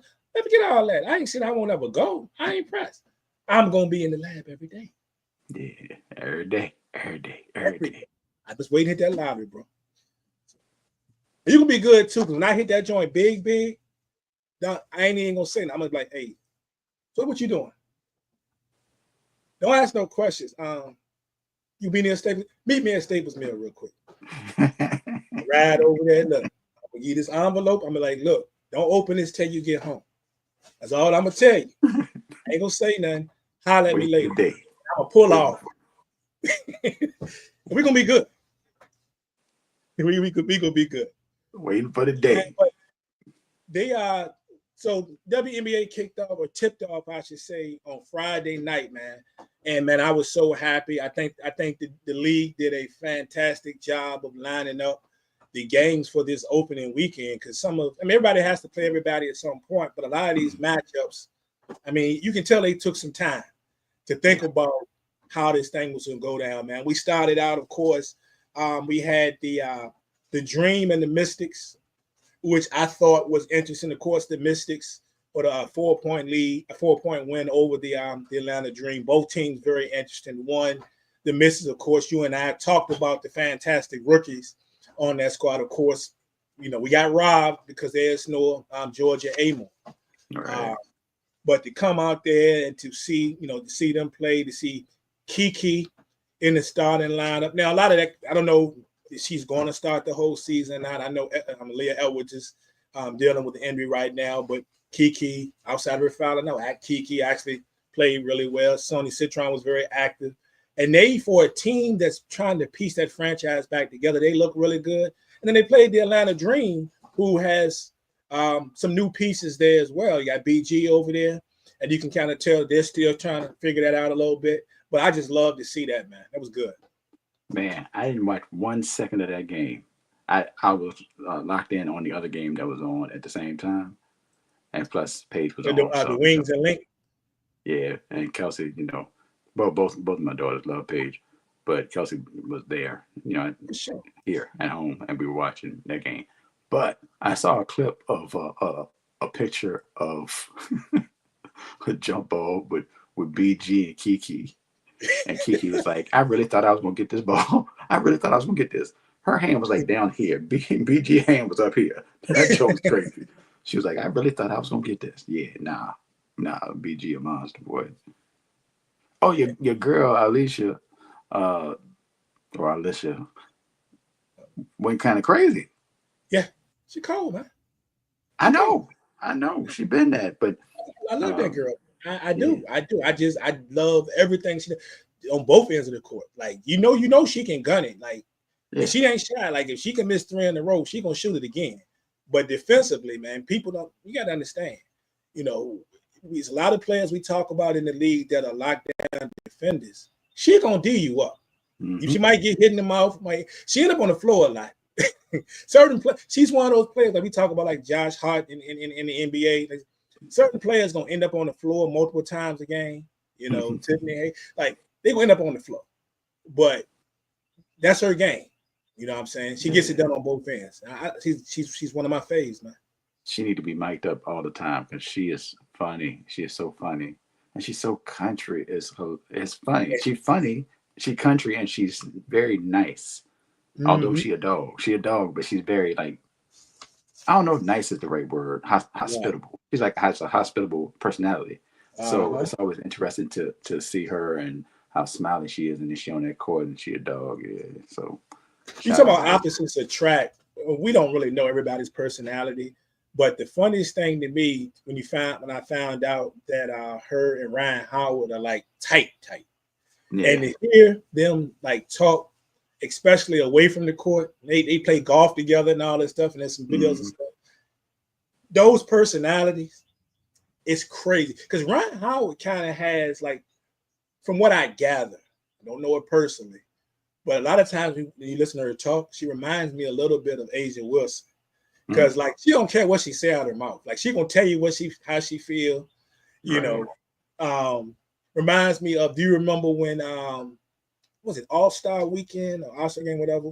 And we know how tight Alicia and Asia are from South Carolina connection. And she was telling I forgot. Alicia said something to her. She said, "Yeah, because I'm gonna try to do this, and then when I go in the lane, I'm gonna do that." And Asia said, "Well, and I'm gonna send your shit too. I'm gonna send it when you come up in there." And it's all that's the personality. That's what I gather a lot of when I see Ryan. And it's funny, and we know how a Gray is. To hear them talk, to be so different, but then kind of the same in the sense, like, you know, the way they come together. I love it, bro. I love it. I love that, you know, their camaraderie. Definitely. What you think about Paige's debut? Man, Paige came out ready. I love Paige because Paige don't care, bro. Paige don't care. She might. I think she said. I don't know if she said she didn't seem nervous, but she was, you know, anticipating the game. But Paige stepped on the court. She the same way. It don't even matter what's going on. First game in the league. Didn't look scared at all. Like Olympics, championship game, regular season game, high school. Like she's the same all the time, which is you know, a great characteristic, especially of a superstar in the league. So she came out doing her thing, and she had a good game. She had a good game. She did. Overall. Unfortunately, like it was gonna be what it was gonna be. It was gonna be what it was gonna be. Minnesota, you know, Fee came out, gave them people 34. Fee was just out there doing what she wanted to do. She didn't even start out shooting at the beginning. She was just chilling. She was chilling at the beginning, and it was multiple. Yeah. And it was multiple stretches where Courtney Bucket Williams. Give it up for Courtney Williams, man. Man, she just get to the mid range and just cook. Bam, bam, bam. Even the three, she was knocking down threes as well. She went crazy. So, but even with that, the Fee still gave them 34, which was what, the second highest scoring. I think Courtney had 25 and 9. Yep. Opening, second highest scoring game as in an opener for anybody in the NBA. Yeah, until a little later, but that's we'll get to that. Yeah, and it's gonna be interesting to see. This is one game, but interesting to see how the Lynx can do when they really full strength. Yeah, and then of course, Caitlin out there doing. Caitlin Brown ain't out there doing. Nope, and it's what's been listed as a while as personal reasons, but they insist that it's nothing too personal. They just she didn't put it out there. Yeah. But if you follow like a lot of her social media and stuff, it looks like she kind of just resting up or whatever. I don't know, just because of the off season that she had. I'm not quite sure of everything, but she went overseas though. I believe at the end of Rivalry, she went overseas. So yeah, maybe she is resting up. Ain't no rush. Ain't no rush for the Right. championship game. Runner up. So she'll be back in deadly as ever. Then of course we had the opening night. We had the Sparks and the new squad, the Valkyrie, and I mentioned how crazy it looked to see Kelsey Plum in a Sparks uniform, but it won't crazy to think of what she did because we know she can light it up. Boy, she went ham. Yeah. Like I said, Fee had the second most points in an opener in WNBA history. And Kelsey Plum said, "Yeah, I'll see your 34 and raise you 3." She gave them people 37 of them joints, having the highest Mm, scoring opening game, game opener, season opener in yeah, WNBA history. She went crazy. Like I told you on in the group, Kelsey out there jumped like it's Washington all over again. She just I'm out here and I think that's what she wanted. Even getting to LA, coming to LA, a chance to be the one, a chance to lead, had a rock in her hands at all times because they kind of took the rock out of her. Not kind of, they took the rock out of her hands in Vegas when they brought in Chelsea Gray, and from that point on, it wasn't really a power struggle, but it was less Plum um, and more Gray, obviously, because Chelsea Gray is Chelsea Gray, but Kelsey Plum, I think she really wanted the ball in her hands. She may have seen how Indiana kind of treated Caitlin Clark mm-hmm. and was like, "Are we doing that in the league? Why ain't nobody?" Yeah, I need that. I need that in my life. So that's what she gonna be on all season. That's what she gonna be on all No, season. it's not a question. Not a question. It's so good for LA, man. She is good for LA. Yeah, she motivated too. She motivated, and she feel like she got. I think she got a chip on her shoulder, which she probably always does, but specifically right now.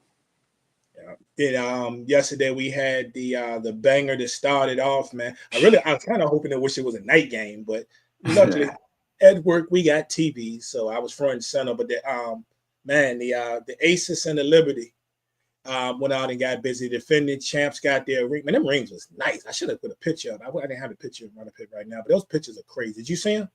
I missed. I You missed get a them. I chance, was. Google when you get a chance, Google the ring. The ring is crazy, crazy, man. The colors, everything. They got their rings before the game. I loved how the WNBA televised that whole joint too. Yeah, It was beautiful. It was beautiful.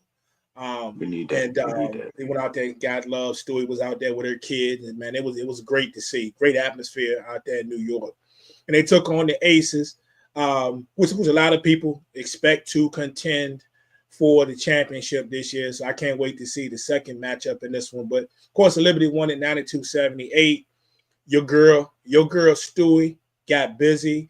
And on the other end, Queen Asia got busy too in a losing effort, but she went out there and put up what's it, 31, I believe. 31. She Like got 31 and busy out 16 or there, something crazy like that. especially when it looked like that thing was going to be ugly for a minute because the Liberty Yeah. was putting it down in the first half. But the vets brought the Aces back, but they couldn't get over the hump. Let me tell you some prime truth. And look, so many people in the groups, the WNBA groups that we are both in on Facebook. Facebook. People react to everything, everything, everything. Like everything is. You would think that teams have been together for 20 years, and then somebody came out and played bad and didn't look like they needed to be there, and then somebody made a post about it. People just showing up after the first game, going crazy, crazy. I'm like, dog, y'all okay? Y'all, woosah, do Every something. little thing. Every little thing. Everything. I was like, bro, y'all got to calm down. But I do want to point out in that same kind of idea, except it's me, I'm logical, so that's the difference. To that game showed me uh, something that's probably going to be a thing all season. It is two players who are going to have to figure out their way through these situations. I already know. Yep. Jewel Lloyd Mm-hmm. and Sabrina Ionescu. Yep. Jewel Lloyd is gonna. I don't know. Going into the game, obviously it's Asia and everybody else. It's Asia and everybody else. Not that everybody else ain't great, but it's Asia and then the other options. But I don't know what Becky's gonna do as far as figuring out how to put Jewel in situations where she can thrive. And of course, it's Jules' first game on the squad, so she may be a little more laid back and letting Asia do what she do before she gets a little more proactive. But if she's gonna be that second scorer that we would expect her to be, they're gonna have to do something to get the rock in her hands. That's what it's gonna have to be. We're gonna see this all season, or hopefully they'll make changes. As far as Sabrina Ionescu, I feel like her job is gonna be the most difficult, more difficult than Jewel Lloyd, because Natasha Cloud is not going to be a second fiddle. It's like she's going to have the rock. So everything that Sabrina would do up until now, Natasha's doing. So now Sabrina's got to figure out she kind of got to pick her spots. Yeah. Because she didn't have to do that before. She had the rock, regardless if Sloot was on the court or whoever. Sabrina was going to have the rock in her hands. She was going to have assists. She was going to have points. Natasha going to have the rock in her hands. So now Sabrina going to have to find another lane. And it's going to be interesting to see. As long as they win, I'm sure it'll be great. And maybe it'll be great regardless. But if they start to lose and she is not as, integral a part in what's going on, I wonder if there's any way that this would, how would this play out? It's going to be interesting to see. But she's going to I feel like she's going to have a hard time. Because she used to. I think it's going to be an adjustment. Yeah, I think it's going to be an adjustment. I think they're going to find their way through that. Though I think it's just enough on that squad. I think they got an excellent coaching staff. I think they'll figure that out. Natasha Cloud, man, the second leading scorer, she had 22 points. You know that's one of my dogs. I told, I don't know if it was you or not. I told somebody before, maybe about a month ago, I think it was, that I really felt that was the biggest acquisition in the entire league this year. Just because you're looking at what the Liberty already has, right? Have on their squad, and then you're adding a player who can do it at both ends, that can come in, take the heat off the point guard position. If you want to go two guards, can adapt on that wing in certain situations. A straight up somebody, I'm always talking about embodiment. I like those players that embody a certain franchise. She's gonna go to the floor with it. It's New York, man. She's gonna go to the floor with it. When I think of that team, I think of it, and there's dogs on that squad. To me, when I say dog, the first person I think of to me is John Quill. John Quill just, I don't want to say it politely, but she be thugging it down. Like she gets, that's my girl. Like she gets busy. And I remind a lot of people that do follow us is the amount of people that were down on her all before the championship series last year. And I kept saying, okay, here we go. Y'all talking that. No, what does she do? She gets the finals MVP, and rightfully so. But when you're talking about having dogs on that squad, man, it's, to me, that is the biggest move of the entire offseason for me, of any acquisition of any team, of any move. It's going to be a problem for a lot of teams when they play. When they play, though. You come in your first game there, and the only person that outscores you on the squad is Stewart. Yeah. And you was dishing that rock. And you was hitting got the and ones on the floor. You got elbowed in the face. She was doing it all. You know me, I'm real particular. I like a lot of players, but there's certain people that's like my players. Right. And I told you back when she was in DC. Yeah. I like that guy. I love Natasha Cloud. That's why I was so happy. I was like, when they were talking about it, because initially what was funny was, I don't know if you were following it, when she was out there and they were talking about where she may end up, actually, it was in New York. There was more talk initially of her actually, and that would have been crazy how that would have happened. But there was more talk of her. There was talk about her ending up in Minnesota. And I'm sitting there like, what kind of conversations they have? How, Sway? What are we doing? And I'm trying to figure that out too. I'm saying, and I keep seeing it, and then I go to some credible sources, and they're legitimately there is talk, and I'm like, what they trying to do over there? Like, right. That was talk, but we didn't get there. But she ended up with New York, and you know who I am. Much as I love the entire WNBA, and I'm gonna rock with Asia, regardless. I'm the ace of the whole 9 years. I came into this thing a New York fan, so one of my favorite players ending up on my squad. I've been like that in football. I was like that with Dion. I was like that with Melo. That's just how I am when they end up. And I didn't. She's not on that level my favorite player, but she's one of my. And to end up on a team that I came into the league with. Right. You know what I'm saying? That I'm gonna rock with. But yeah, it's just crazy. So that's big, man. That's big. And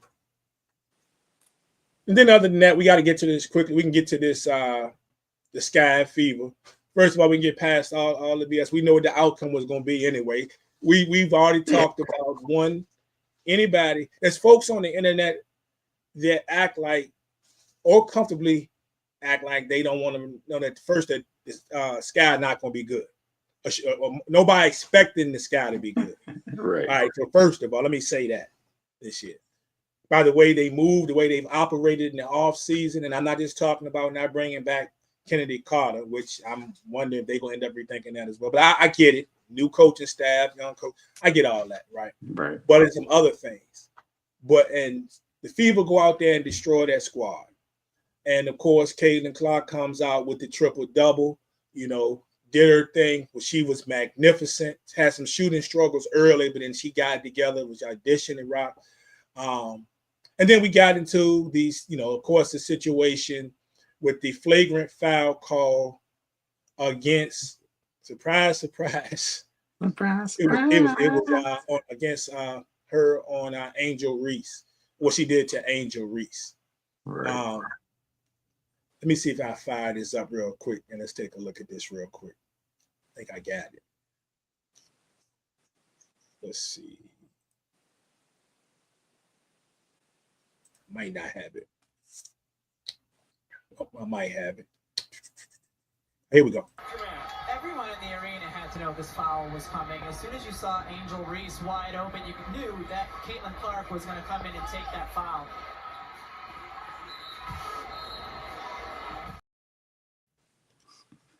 So, what's your thoughts when you first saw that go down, bro? When I first saw it, I was like, yeah. I was surprised. I was surprised that I was surprised at how mad Angel seemed.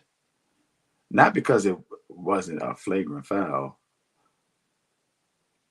And it was a flagrant foul. It was unnecessary. It was excessive. That's the word. It was excessive. It was all in the left hand push because that was unnecessary. She was all balanced. You fouled her. You could have been over right there, but you added the push in, which is where the problem came in. People don't get that. If they, even if you showed them a different angle or the angle that shows her left arm clearly pushing her, they're still not going. It's still going to be the same thing because the opinions are led by racism a lot of times versus what's actually happening on the court. Yep. But I am not engaging in other than us right here. I ain't engaging in none of this conversation. I don't really care what the people are saying. I'm not even dealing with it because it's still going to be more of the same, and the same people that are going to argue one way and say the same thing and not believe that something is what it is when they see it, they're still going to say the same thing. I'd imagine people should take a look at that same play and imagine it flipped around. Imagine it flipped around and the fouler was the foulee. We already know what would happen because we've seen it. We saw it all last year, and we saw people go crazy. We saw people go crazy over nothing. We saw people go crazy over regular. We saw people go crazy over picks being set. Yep. You're in control of your own body if you're running into a pick. People got mad about that. So they're definitely not going to see what it is in reality in this situation. I think Angel's response was over the top. Yeah, I thought it was a lot. I didn't expect it.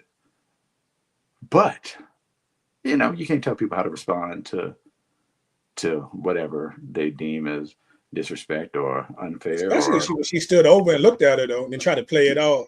and then yeah, well, how that's how Yeah. she does everything, which is why I keep saying I don't dislike Caitlin Clark as a basketball player, but I do not like her personality on the court. I don't like it. I don't like it. I don't like it when they're in a preseason game. She comes off a pick and throws a fit because Natasha Howard doesn't see her coming off a pick and she's trying to make a move in the post. Yeah. I don't like it when it happened yesterday. They're up by 30. They're up by 30. And I think it was Kelsey Mitchell that was on the break. Kelsey Mitchell pulled up for the three. Caitlin is having a fit on the 3-point line. You're up by 30 having a fit because your teammate didn't throw you the ball. That is crazy. And nobody's ever gonna say, look, bro, that's crazy. Like, how were you in college and your coaches used to show you film of your body language, and yet we're acting like her body language is okay? That's the crazy part. That's the crazy part. Yeah. And again, Prime, I told Prime before the season started, I said Caitlin Clark is MVP this season. I said it. I've been said it. I've said it before the league came out and said, well, these are the odds, all that. Caitlin Clark is the MVP based on merit. She's going to be the MVP based on merit. That is my prediction because of the pieces that are around her and how she's going to be able to get shots off. She got other players that can shoot. People going to run the floor. Like, she got everything she needs for success. Literally everything she needs for success. That doesn't make that play okay, and then the people that will back it, regardless of what she does, I mean, it's always going to be there. It's very annoying. It's very annoying. You already know it's deep. I'm not responding to any of these people anyway, but of course, in some of the groups or whatever, and it's a large contingent of this and it was just a foul. It's just she flopped. Yeah, she said it. Yeah. She flopped, and I'm seeing a lot of that, and I'm like, even when you showed them that the one that ESPNW has, I was trying to gather that where they show from behind, and you can clearly see Caitlin Clark extending her arms to push her, right? Like to push her. Oh, it's a flop. This had to play the game. Now, Angel's stance. If you look at Angel, if you so far leading into this season, it's early, but you can see there's the change in how she's trying to approach things, right? The next question, or move on, Now that don't mean that I'm not going to be the same Angel that I might, and that I'm not might not whoop at you or get in your face, but I'm trying to, So she's ready to move on from it, but it's clear. But as it had been on the other foot, all these folks will be talking about how dirty and nasty it was, and she pushed her. Look at that, this, that, and the third. But because it's it's what it is. It's what it is. But what killed me though, and I was sitting, I had to laugh. If you watched it close up though, she does it, looks down at Angel, and then we'll get a quick look in and then try to play it off. And you start walking immediately because you already know what it is. You know what you did for real. Like let's keep it 100. You already know what it is. So don't try to play it. And then you get in the media. Oh yeah, it's just whatever. I listen to no malicious intent. This, that, and the third, and then play buddy. Oh, if you get fined, Leah, don't worry, I'm gonna pay your fine for you. I'll pay it. I got your fine. But my fine is because I was trying to save you. Yeah, man, these people are wild, man. But and I don't think it's gonna be the last time we see that. I'm wondering how it's gonna affect her later on. Don't get too comfortable with that. Just because you got a few dogs on your squad now, though. Like, go out and be hungry, do your thing. But that's because you got Bonner and them on your squad now. Don't think that you're gonna be going there doing that to everybody, right? You know what I'm saying? Because it's other people outside of Angel Reese that ain't gonna just stand for anything, right? So, but of course, it's gonna be folks that's gonna continue to defend her. Well, they won by 40. I mean, as they should, because they are they should. perennial championship squad, and Chicago is perennial last squad in the league. Man, so it's gonna be good, man. This whole season is gonna be good, man. They I guess there's a couple of games on there. I guess we can just real quick. We need to spend a lot of time on this at all because we've been at it for a minute. But I'm gonna quickly scale through these teams. If you got any quick thoughts, man? So we just talked about the Liberty. I don't know if you have any thoughts on the Liberty. 32-8 last year. Of course. The one thing we talked about Natasha Cloud. How to me, it is what it is. Every team in the league better watch out. The two things to watch with the Liberty, of course, is one of my other girls is going to miss the season. Bataja Laney Hamilton out. Benaja out for the entire season. There, the injury she sustained over in the offseason playing basketball. And of course, the one thing to watch for later in the year, if she gets to come back, which was also a huge acquisition, I thought at the time, was Parker Tyus, who's pregnant. So when and if and when she touches the court, that's going to be even more dangerous when you talk about a presence down low, depending on how she comes back. And my dog Izzy over there too, right? Isabel Harrison. Oh, you already know Tennessee and the Lady Vols in the house. She's going to pay dividends, and of course, we talked about the absence of Jewel Lloyd, but you know how I feel about Jewel. So. Yeah, we already know what they're going to be. Yeah, we already know what they're going to be. Yep. We have the Sun, Connecticut Sun, 28-12 last year. I don't think many people expect their fortunes to be anything close to the same at this point. For the most part, we're looking at a squad that I guess you would say is, I don't know, is it Mabry's squad, I guess? I mean, who definitely tried to get out of there. Tina Child squad? Who knows? If it's going to be a time to see what J.C. Sheldon's going to be, yeah. With J.C., Sheldon's going to be, it's, it is what it is. We're going to see what's going to be about. So, yeah, they'll be all right. But no, they're not going to be. Sorry, they're not going to be all right at all. They're not going to be all right. They're going to be bottom four league. That's my prediction. All right, yep. So that's going to be tight there. And I don't know what I mentioned. I said Jewel a little early. We didn't get to the aces yet, but anyway. But yeah, it's going to that's going to be a squad to be interesting. I mean, Sanaya Rivers, fan of hers in college. We'll see what she can bring to the squad. But it's just going to be really interesting to see where they end up. It won't be anywhere near that 28-12 that they had last year. Who we got next? Of course, the Indiana Fever. Nothing else really need to be said about the Fever. Problem. When Sophie gets out there, really, and it's going to be a problem for everybody. Yeah, definitely. Lexi running the floor. I was like, look at Lexi Hall running the floor. 20-20 last year on that squad. The Atlanta Dream, new coaching staff, new organization, period. They didn't get clean house from top to bottom. 15-25 last year. The addition of Brittany Griner. They released Haley Jones, which was a lot of questions about Haley Jones last year anyway. I didn't think they was going to release her. I still thought she was going to make the squad, but she put in some quality minutes for them. And, but they ended up getting released down the stretch, man. So that was crazy. Yes, it was like some games she played a lot, and some games she played a little. I don't know what that was about, but her time was up and down on the squad last year, and her performance was as well. Washington Mystics, 14-26. Very promising opening game, as we talked about already. The loss of Georgia Amos is big. This is one of the teams I thought might have made another move at the guard position at this point, and a notable move. They really haven't to this point, and things can change. They're content right now with Brittany Sykes, who looked actually pretty good the other night. Suge and them getting, going out and getting busy. I know they're hoping to keep Shakira Austin healthy out there, get Aaliyah Edwards back out there on the court. And they're going to run with that. They're going to have a young squad, a youth movement, but Kiki getting the start the other day, she's going to be an integral part of what they do. But I'm very anxious to see what Coach Sidney Johnson them got up there. I would not be surprised at some point if they make another move for a little more depth, some more depth at their guard position. Yeah, especially losing what they lost with injury going into the season.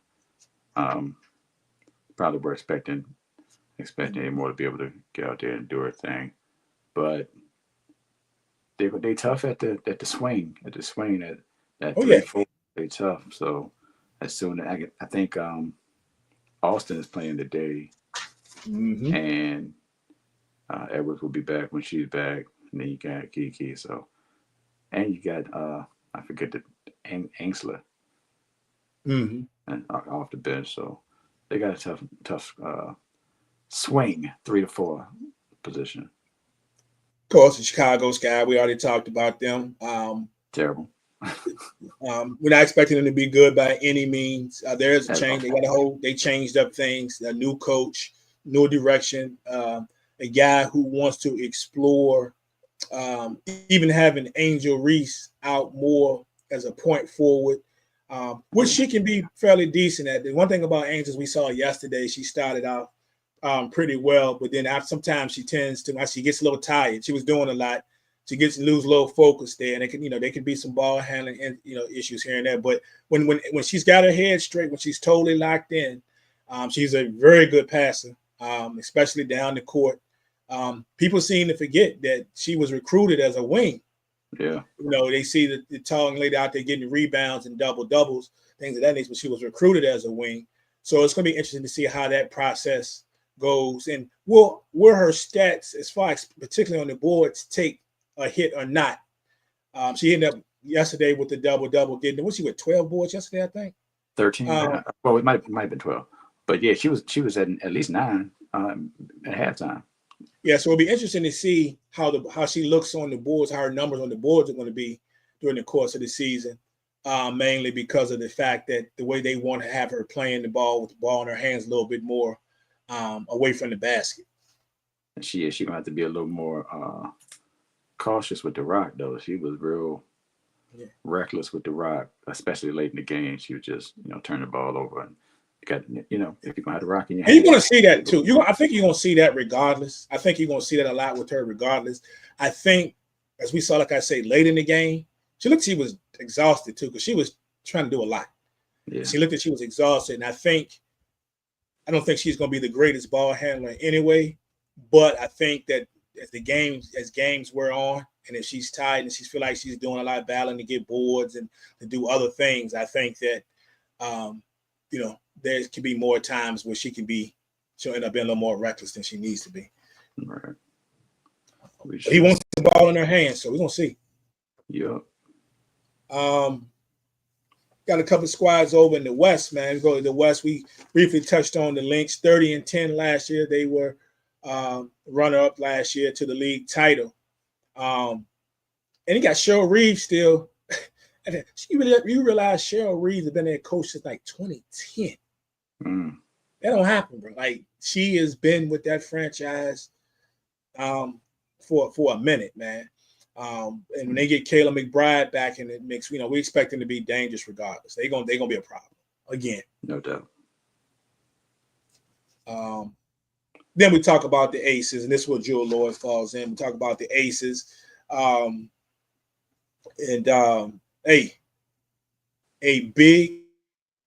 big deal here. Like, this is a big deal. When they really get going, I know you talked about how that whole thing is going to look, in the position with all of them down there, how they're going to work it out, how they're going to all work together.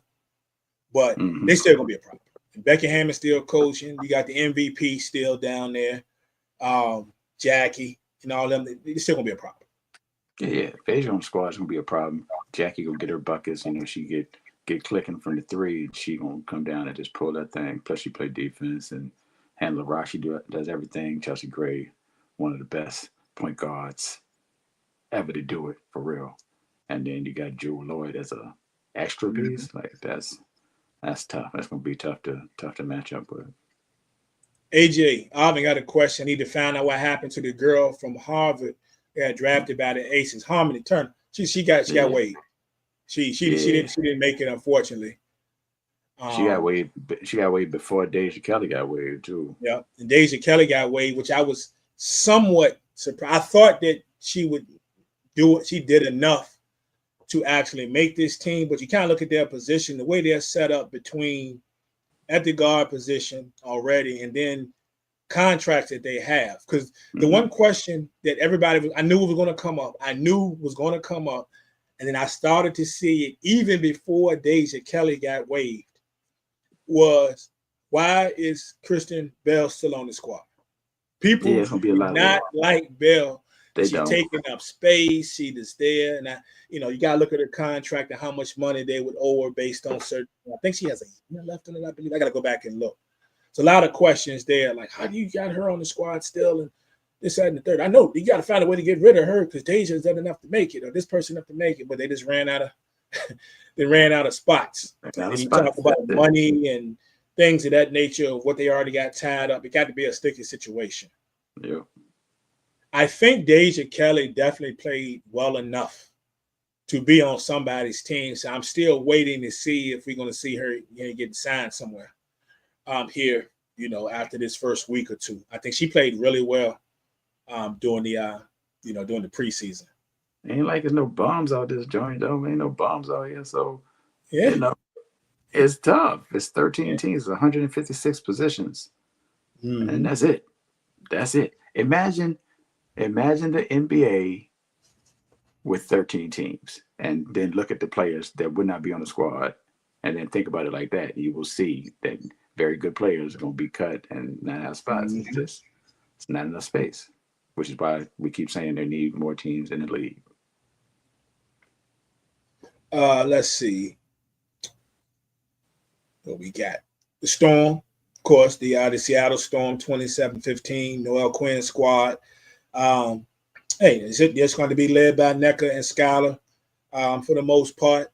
That's their squad. Ezzy's back. She's going to be the force that she is.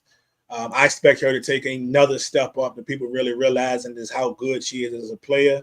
You saw her swat that joint last night? Yes, indeed. Goodness. I was like, God dang. Gabby Williams. Waiting to see what's going to go down with the draft pick Dominic Malonga. Yeah. She's 19. She's 19. So you had some talk about was she gonna play it all this season. There's some talk that she may end up being there before this thing is over. The sooner they can get her there, the better, because of the fact that she is a baller. Yep. If you've never seen her get down and play it, you didn't see her Olympics or see her play, her game, I don't want to set her up for failure. But if you imagine somebody that's long but has all the tools, we're talking like Wembanyama. She's got a Wembanyama type game. She can do it down low, offensive, defense. That she can pull you away from the basket. She has the ability to guard away from the basket. Even if you get past her, she still has the long arms. You better get long enough, far enough away from her to try to pull it. This is a type of player that she gets in there, and she has the type of career that she's capable of having, that we could be talking about one of the. I wouldn't be surprised if this thing is over. We could be talking to her as like maybe one of the top 10 players in the league. If her game translates the way that I think it's going to go. But she can play. She's definitely tough. She is definitely tough. Don't just think because she's long that you're just going to see her under the black basket. That's not the case. Right. She would definitely can pull her away. I hope they can get her. I'd like to see if they can get her over there soon, because I think the knowledge that she can get playing with Nneka and Skylar, it's crazy. Yeah, they would be nice if they remain the same when she gets there. They would be nice. All right, we got the Mercury, which I'm very, very interested in to see how Sabally, who came out swinging in the game yesterday. 27 points, which is I think it is the most for a Mercury player in their debut in their history. So she came out there was over there with Melissa Thomas. They're gonna have to wade the waters though, because my girl Kalea Copper gone for 6 to 8 weeks for surgery. So she's gonna be out. So guard play gonna be lacking. But you're gonna definitely be lacking. Definitely be lacking. But I love that for Sabally the way she got busy. Yeah, you still got ball handlers. You still got dogs on the squad between Thomas and Sabally. They're gonna be able to handle the rock and do it. As long as the actual guards can not turn the ball over and maybe knock down threes, I think that'll be okay for real. Kalani Brown. They're just going to see. It's going to be interesting how they all step up, man. Sammy Wicker. I think it can still be a good squad. I think they just going to have to find a way just to keep that thing together, and hopefully Copper comes back. She may not be the old Claire Copper, but she comes back enough to be. If they can get her back at 70-75%, it'd be a good thing. Right. Straight dog for right there. The Wings, of course, we expect the Wings to struggle. Only won 9 games last year. They also got new coach in place, new staff upstairs. So they started from scratch. So we know we're going to see a lot of them on television, especially with Paige teamed up with Enrique over there. So that's a weird looking squad. So you said that you were okay with the way they look. Like no, I'm really not really okay with it, but I've come to think about it and realize there could be a lot of good things that can happen with that squad. Dejanay over there, there's a toughness factor, but I still wanted to see her in other places, namely the next team we about to talk about, LA. Mm-hmm. I really wanted to see find a way to get Paige to LA, but the Sparks, man, we talk about the Wings only winning 9 last year. Sparks didn't win but 8 last year. Yeah. But Kelsey was like, we're going to do something about that. We saw her come out and drop to 37, as you mentioned earlier. Why I'm excited about LA is because I also think with her addition, we know Brink was gone all last season. I really think when this thing is all over with, that combination, this is going to help propel my girl, Rickea Jackson, to all-star level. Trust me. I think when this thing is all said and done, she's the type of player that's going to help propel Rickea Jackson to an all-star. Man, they got a nice squad though. At least, you got Kelsey, you got Icy Sims, Rickea, and De'Erica Hamby. Like that's and ain't no slouches over there. Ain't no slouches over there. Multiple players that can get buckets on any given night. Yep. So it'll probably come down to the defensive end, but we saw them play well. Obviously they were playing the Valkyries, so can't expect but so much from a team that is in their first game ever. So that's true. And then lastly, we rounded out, of course, with the Valkyrie. Of course, we know it's going to be some tough sledding for the Valkyrie. It's good to see them folks out there on the court. No super duper notable names that you may know, but there's some players you've seen around out there, like Fag Benlay, Thornton, some tough players. Yeah, Tiffany Hayes is over there, Kate Martin, just fan favorite Kate Martin. So just good to see them back out there on that basketball court. See a new franchise out there on that basketball court, and maybe they find a way to get a big win or two. Before this thing is all over with, but just happy to have them back. The fan support's been great. If they get to 10 wins, it's a positive. If they get to 10 wins, it's a positive. For me, I'm saying, and I think they're going to be terrible, but it's a new squad. Can't expect with so much for real. Yeah. So, didn't forget to mention we saw earlier there. I hate to see what happened to Ray Burrell though. Yeah. So that's crazy because I didn't even think it was her landing. I saw their knees hit together because of the kick out from the shot. So I thought that was it. But man, I don't know what did they say? They didn't say anything. I haven't seen the. At first, I was expecting something better than I saw. It could be multiple weeks, but I haven't seen the final. Yeah. Just like a lot of stuff we've been waiting on, like even Jordan Canada. We were talking about earlier when we were talking about. I was expecting immediately for them to come out and say, "Well, she's done for the season immediately," and now they're still jumping around, just talking about several weeks, leg injuries, so on and so forth. I haven't seen anything the final that says that she's going to not play at all this basketball season. Gotcha. So Gonna be interesting. And lastly, so there's your odds there. better MGM as far as the championship. You have the Liberty there, followed by the Aces, the Indiana Fever, and the Minnesota Lynx. So those are the four I think just about anybody that follows the game would definitely have as your top four. Definitely, yeah. Then followed by Phoenix is sitting right in there. So Phoenix still right there. Now I wonder. Of course, this is definitely done before the copper situation. I don't know if they factor that in or not, but still, I still feel like the way their team is set up, you look at the teams below them, they still could finish right anywhere in that. I could see them finishing in that 5 to 6 still, possibly. If you look at what everybody else below them has to contend with and how those teams are constructed. I think Washington will be better than where they are. I think Chicago will be worse than where they are. And I think the Sparks will be better than where they are. Just as far as in the odds overall. Everything else look legit to me. Indeed. So that's it for WNBA, man. So the last thing we got for today is we're gonna talk some music, man. We're gonna talk some music here. And of course, just like we started here recently, a lot of these shows, we're gonna pick an album, bro. Go back.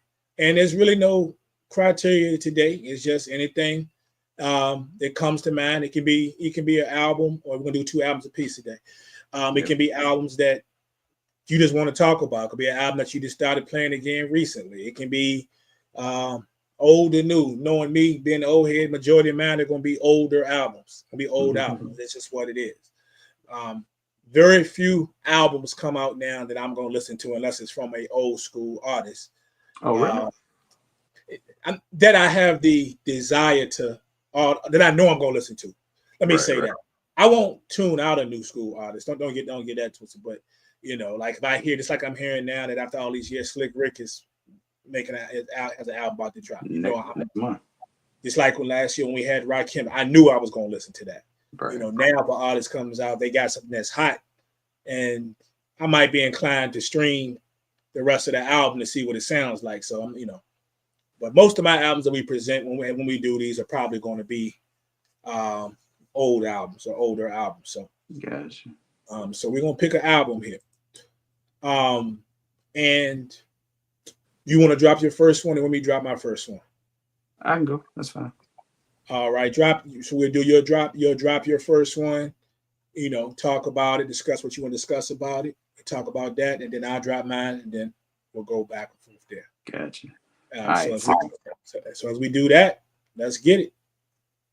So my first album, originally, I didn't even really think of an album or 2 albums to do coming into this. But when I actually thought about it this morning, I was like, I'll just do boom and boom.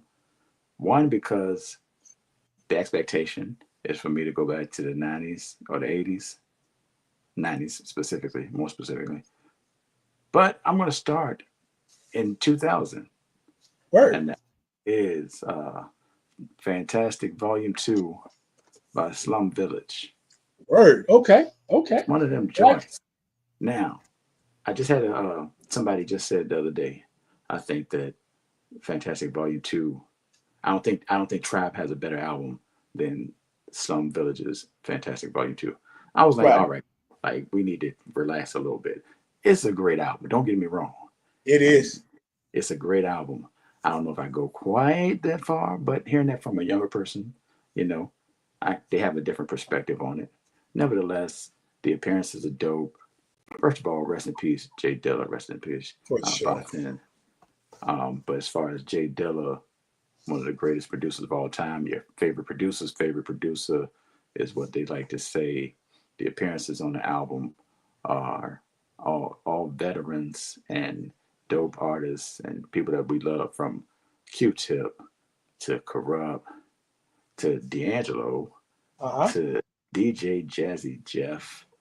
I'm probably missing somebody as well, but those are all dope appearances, and those names being connected to the album probably brought more attention and validity to it off rip, because seeing those people collab with other artists gives them a stamp. But the production, magnificent, magnificent, magnificent. Some of the best production you'll hear in a single album. I'm not a big Slum Village bars person. Like I like bars a lot of times. I don't really love anybody as an MC at that time outside of Dilla. Dilla was a dope rapper. Oh, But people don't talk yeah, about that. people don't talk about that. They talk about the production, but Dilla was ill when it came to the rhymes. So that's my first album, Slum Village, Fantastic Volume 2, Detroit. Salute, Slum Village. So my first one, most people not gonna care. I know it's a couple of people that was on this stream earlier. I don't know if it's still on or not, but not gonna care. But it's an album that came out about 29 years ago, May 3rd, 29 years ago, and it's just an album. When you go to church, they always say if you have it on your heart or if you have a song that's just on your heart that you want to. This album is always, I say it's on my heart, but it's always on my mind. Because I got a lot of memories with this record. Just riding in the car, listening to how most of the beats used to bang through the speakers. And then it comes from an artist that's well known in the hip hop community, especially if you were there back then. You'll never talk about him as one of the greats, but the greats talk about a lot of the greats have rubbed elbows with him. I've done stuff with him, namely one of the greats, of course, KRS-One is very fond of him.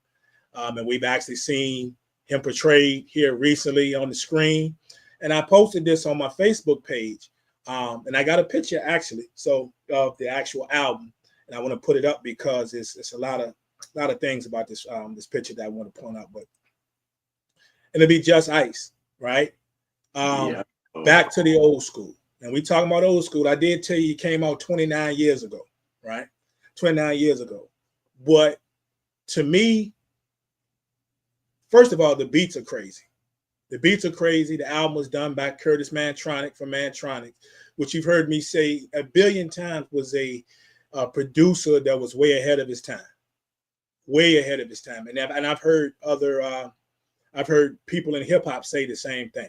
I've heard DJs say the same thing. He was kind of on his own vibe. Curtis Mantronic was kind of that kid that went to school. Everybody was cool with him. He may or may not run with a crew, but he's always cool with them.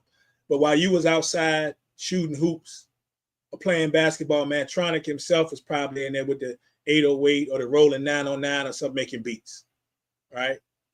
And it's an album that just bangs to me to this day. Like, if you still a person who likes to ride in your car and listen to music and listen to the way the bass comes through your speakers, this album got a lot of it. The album was like 10 tracks strong. I'm not gonna say it was the perfect album. I would say out of the 10, for me, I would say maybe 6 bangers on the album, 2 that were pretty good, and there might be 1 or 2 that I may or may not listen to all the time, right? But the album itself was dope. The artwork itself, I don't know if you were one of the people that used to draw or doodle while you was in class source, but there's plenty of that going on in the classes that I was in, and that's with the album cover. Kind of looks like some of the stuff I used to see drawn all the time. Some of the homies, stuff that were in the art and graffiti. So Turbocharged, is my joint. If you ever want to get me hyped, throw on Turbocharged from this album. But of course, there's a lot of notable stuff on this album on the back to the old school album, like Latoya, Gangsta of Hip Hop 1 and 2. Put that record back on if you want to hear some beatboxing. So just out of nowhere, that's my first joint right there. Still gets played by me. I know my man AJ, me and Arvin talk about this album all the time. So that's what I'm rolling with. Back to the old school by Just Ice. Word. Salute Just Ice. Yeah.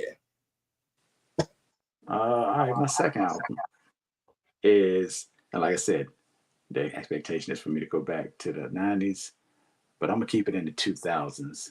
Okay. For both of these joints. So this album is from 2007. I had heard of the artist, the MC, before, but I didn't really know a lot about the MC. And then he and his producer partner dropped an album. I wasn't looking for it, but somebody told me, "Hey, yo, you need to listen to this." And it's rare that I like. I don't know. There's a lot of albums where it's an artist that I don't know well, or haven't heard a lot from, and then the album drops, and somebody's later like, "You need to listen to this," and I love it. And I pulled up the picture real quick. I don't know if you'll be able to see it, but it is Blue in Exile, Below the Heavens. Blue in Exile, 2007. Wow. This album is one of those albums where people will be like, they've never heard of him, never heard of them, or never heard Blue, whatever the case may be, and you just have to be like, listen to this. Just listen to it. It's I think Blue was like 22 at the time, maybe around there. And his bars are mature. His real life bars, a lot of real life bars. Production is dope by Exile. Shout out to Exile. I tried to hit Exile up. He was in my comments on Instagram. It was there for like a couple weeks, but I didn't know it was him. And then I went back. I just happened to be scrolling. I was like, "Yo, that's it. Let me hit Exile up." So I tried to get him to pull up on B Cypher Wednesday for an interview, but nothing came of that. Either way, the album is fire. It's not a lot of guest appearances. Aloe Black is on the joint, and somebody else is on the same song, but it's not a lot of guest appearances. It's just Blue and Exile. And I'm telling you, it is a great listen. If you've never heard it, let that joint rock and just listen to Blue talk, man. He's had, many albums since then, including with Exile, and then with Evidence from Dilated Peoples. He's had a bunch of projects, but this one, Below the Heavens, yeah, that's that joint. Man, and the crazy thing about it, that's dope. You make me want to go back and pull it now, because it's something I would never thought about until you brought it up. Yeah, that's dope. And that's what I like about doing this, because sometimes it's going to be an album that's going to, wait a minute, I ain't even, either you didn't hear the album, or you thought about the album before, you haven't heard it in a long time. So that's dope. That's dope. Now you're going to make me want to go pull it. Word. All right, my second one should be of no surprise, maybe to you, because I recently posted this album as well. That's why I knew I was going to do this album a couple of weeks ago when we were talking about the next time we come back to do this show. And that is an album. So I mentioned that my last album, Back to the Old School by Just Ice, dropped on May the 3rd, 29 years ago. This album dropped on May the 2nd, 30 years ago. It just celebrated its 30th anniversary this month. I posted it on my Instagram and I shared it on Facebook, because it is also an album that I have to revisit at least twice, sometimes 3 times a year, for any purpose. Cleaning the house, just vibing, riding.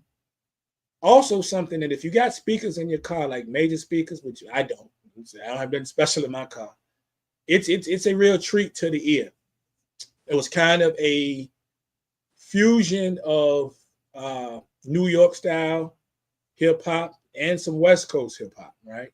So 1995, Sitting on Chrome came out, Master Ace. And you talk about albums that I truly love to this day.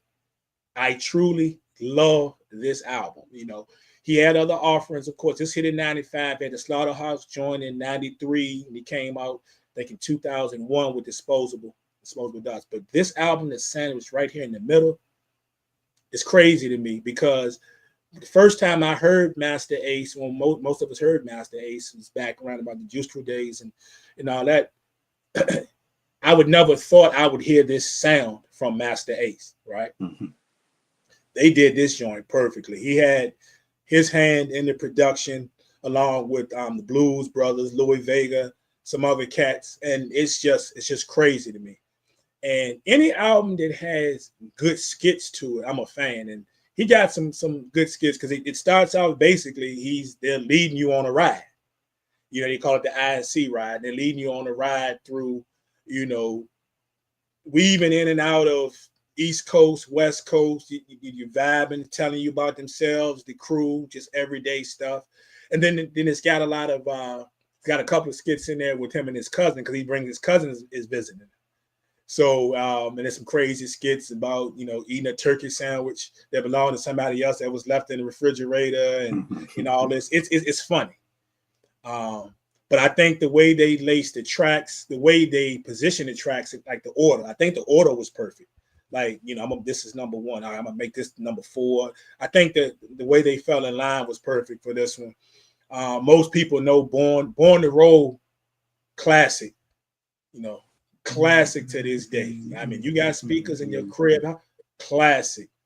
Sitting on Chrome, classic. But Born to Roll actually was really like a West Coast remix, really. Of the previous joint was with Jeep Ass Niggas he had on the other joint. It's really just a remix in it, but it's fire. Yeah. So, but you know, that and Sitting on Chrome are the 2 most notable songs. But then as I go down the list, man, the INC ride, love that. What's Going On is fire. The B side to me is off the chain. You Can't Find Me. I love You Can't Find Me. Gives a little different change up a vibe. I want you to hit that song on the album. And he also got For the Mind, which was featuring the Cellar Dwellers. So on that. So it's an album that doesn't get talked about all the time, but when you bring it up to like a lot of hip hop heads, oh, yes, indeed. That's my joint. You know, another one I think Arvin and I have discussed before. So just how fire that joint is. 16 tracks. There's a couple of songs that are just a remix of the song that's already on the album, but runtime, with all that fire they're giving you, the runtime is just a little over an hour. So it's fire, especially. That's one of them albums that you would throw on. So you're taking a trip from VA to you going to Potomac Mills or something, go shopping. You know what I'm saying? It's going to keep you there. So, yeah, that would be it for me right there. Sitting on Chrome by Master Ace, man. I love that album. I love it. That's tough. That's tough. Yeah. That's Doc's. Shout out to my man Doc. That's his favorite rapper, Master Ace. Yeah, man. So good things, man. He put out a project here, you know, recently, well, a few months ago, Marco Polo. So yeah, Ace still doing his thing, man. And then that project, if you haven't heard, that is I like it. So shout out to Ace out there and still doing his thing, man. No doubt. What you got out there, man? Me? Oh, nothing. Actually, Beat Cypher Wednesday is this Wednesday, every Wednesday. This is show number 23. Y'all doing your thing over there too. Yeah. Appreciate it, bro. Appreciate it. The 20th, which is Tuesday, is my birthday. So I should have made this a birthday show on Wednesday. I wasn't thinking. You know, I always remember because, you know, that's my mom's birthday too. Yeah. So, you know, we'll do what we do for that on Wednesday on TikTok, 7 p.m. Eastern. Pull up. Last show, not last week before last, we had Big Dubes from Sporty Thieves pull up. And he actually stayed the whole show. He actually played beats as well, so he was on the whole show. We had Bad Seed on a couple weeks ago. We had Sean Don from Justice League before that. Hakeem Green from Channel Live, Elder Sensei, Wordsworth, Playboy Mikey D, who was I don't want to say replacement. He said not replacement necessarily, for Large Professor and Main Source for their 1994 album. And somebody else in the middle. Oh, J.R. Swift, producer J.R. Swift, producers for West Side Gun. And he got a bunch of John Elzai, a bunch of people. He came on recently. And yeah, we've been having a good time with it.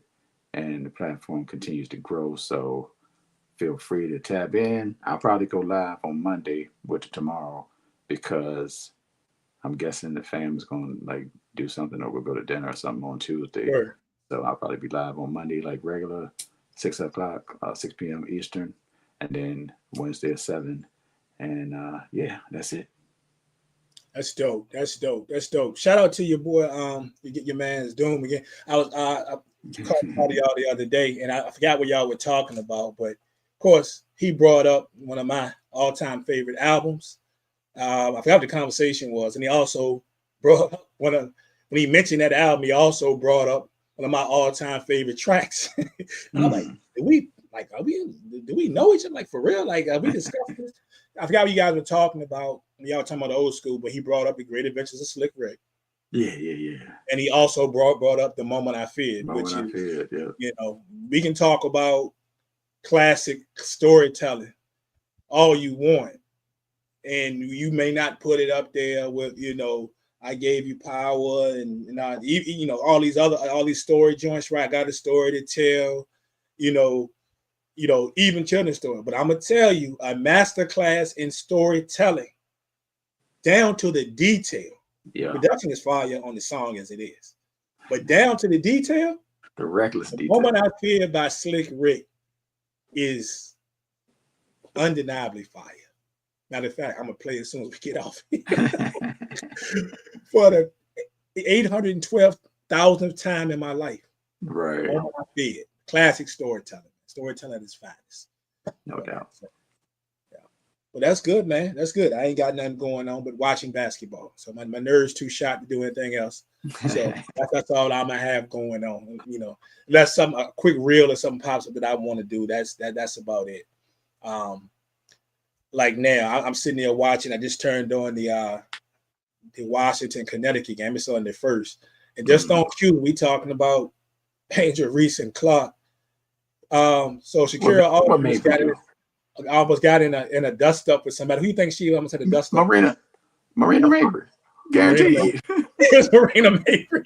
As soon as I turned on, all I saw was them looking at each other, and I missed the first part until they showed it again, and I saw the people walking Shakira Austin back. So you already know this about to be fire. So it's the Mabry girls. On cue. All right, but that's it, everybody. Appreciate y'all checking us out. As always, you can check us on Facebook. DSBP, come through. Sports talk is our thing, but hip hop, television, movies are always in play. Come through. Also, check us out over on the YouTube channel as well. And you can catch me down on, if you're on the Twitter or the X or whatever you want to call it, at Prime SBK. I am there. One last thing before we go, Prime. I can't believe I didn't say this at the beginning of the show. I said I've been traveling. Gotta say, shout out to my daughter. For sure. We went up to the Ivy League Conference Championships for track. They won the 4x1. So they are the Ivy League champions in the 4x1, which makes her all Ivy League. And then she was academic all Ivy as well. And it's only one per team, men and women, for each team in the conference. So all Ivy and, some other awards. And she graduates this week. That's what I can say. It's this week, right? Yeah, man. She graduates this week. So we will be back in Ithaca for quite possibly the last time for us anyway. I don't think we'll have any reason to go back unless it's something for her, Yep. But other than that, yeah, shout out to her. Salute. About to pack it all up, ride up later this week and celebrate that. So yeah, I knew it was this week because first I knew it was coming, but I also knew it was this week because a buddy of mine, I haven't seen him face to face in a while, but we been connecting back and forth. College buddy of mine from VCU. Shout out my man E from the 757. He lives in DC now anyway. But he met when we were talking the other day, chatting whatever, telling me the next time he's coming to Richmond so we can get up. He probably was my closest buddy for definitely my first 2 years at VCU. But he was telling me that actually he he's going to be at that graduation. Oh yeah. He has a nephew.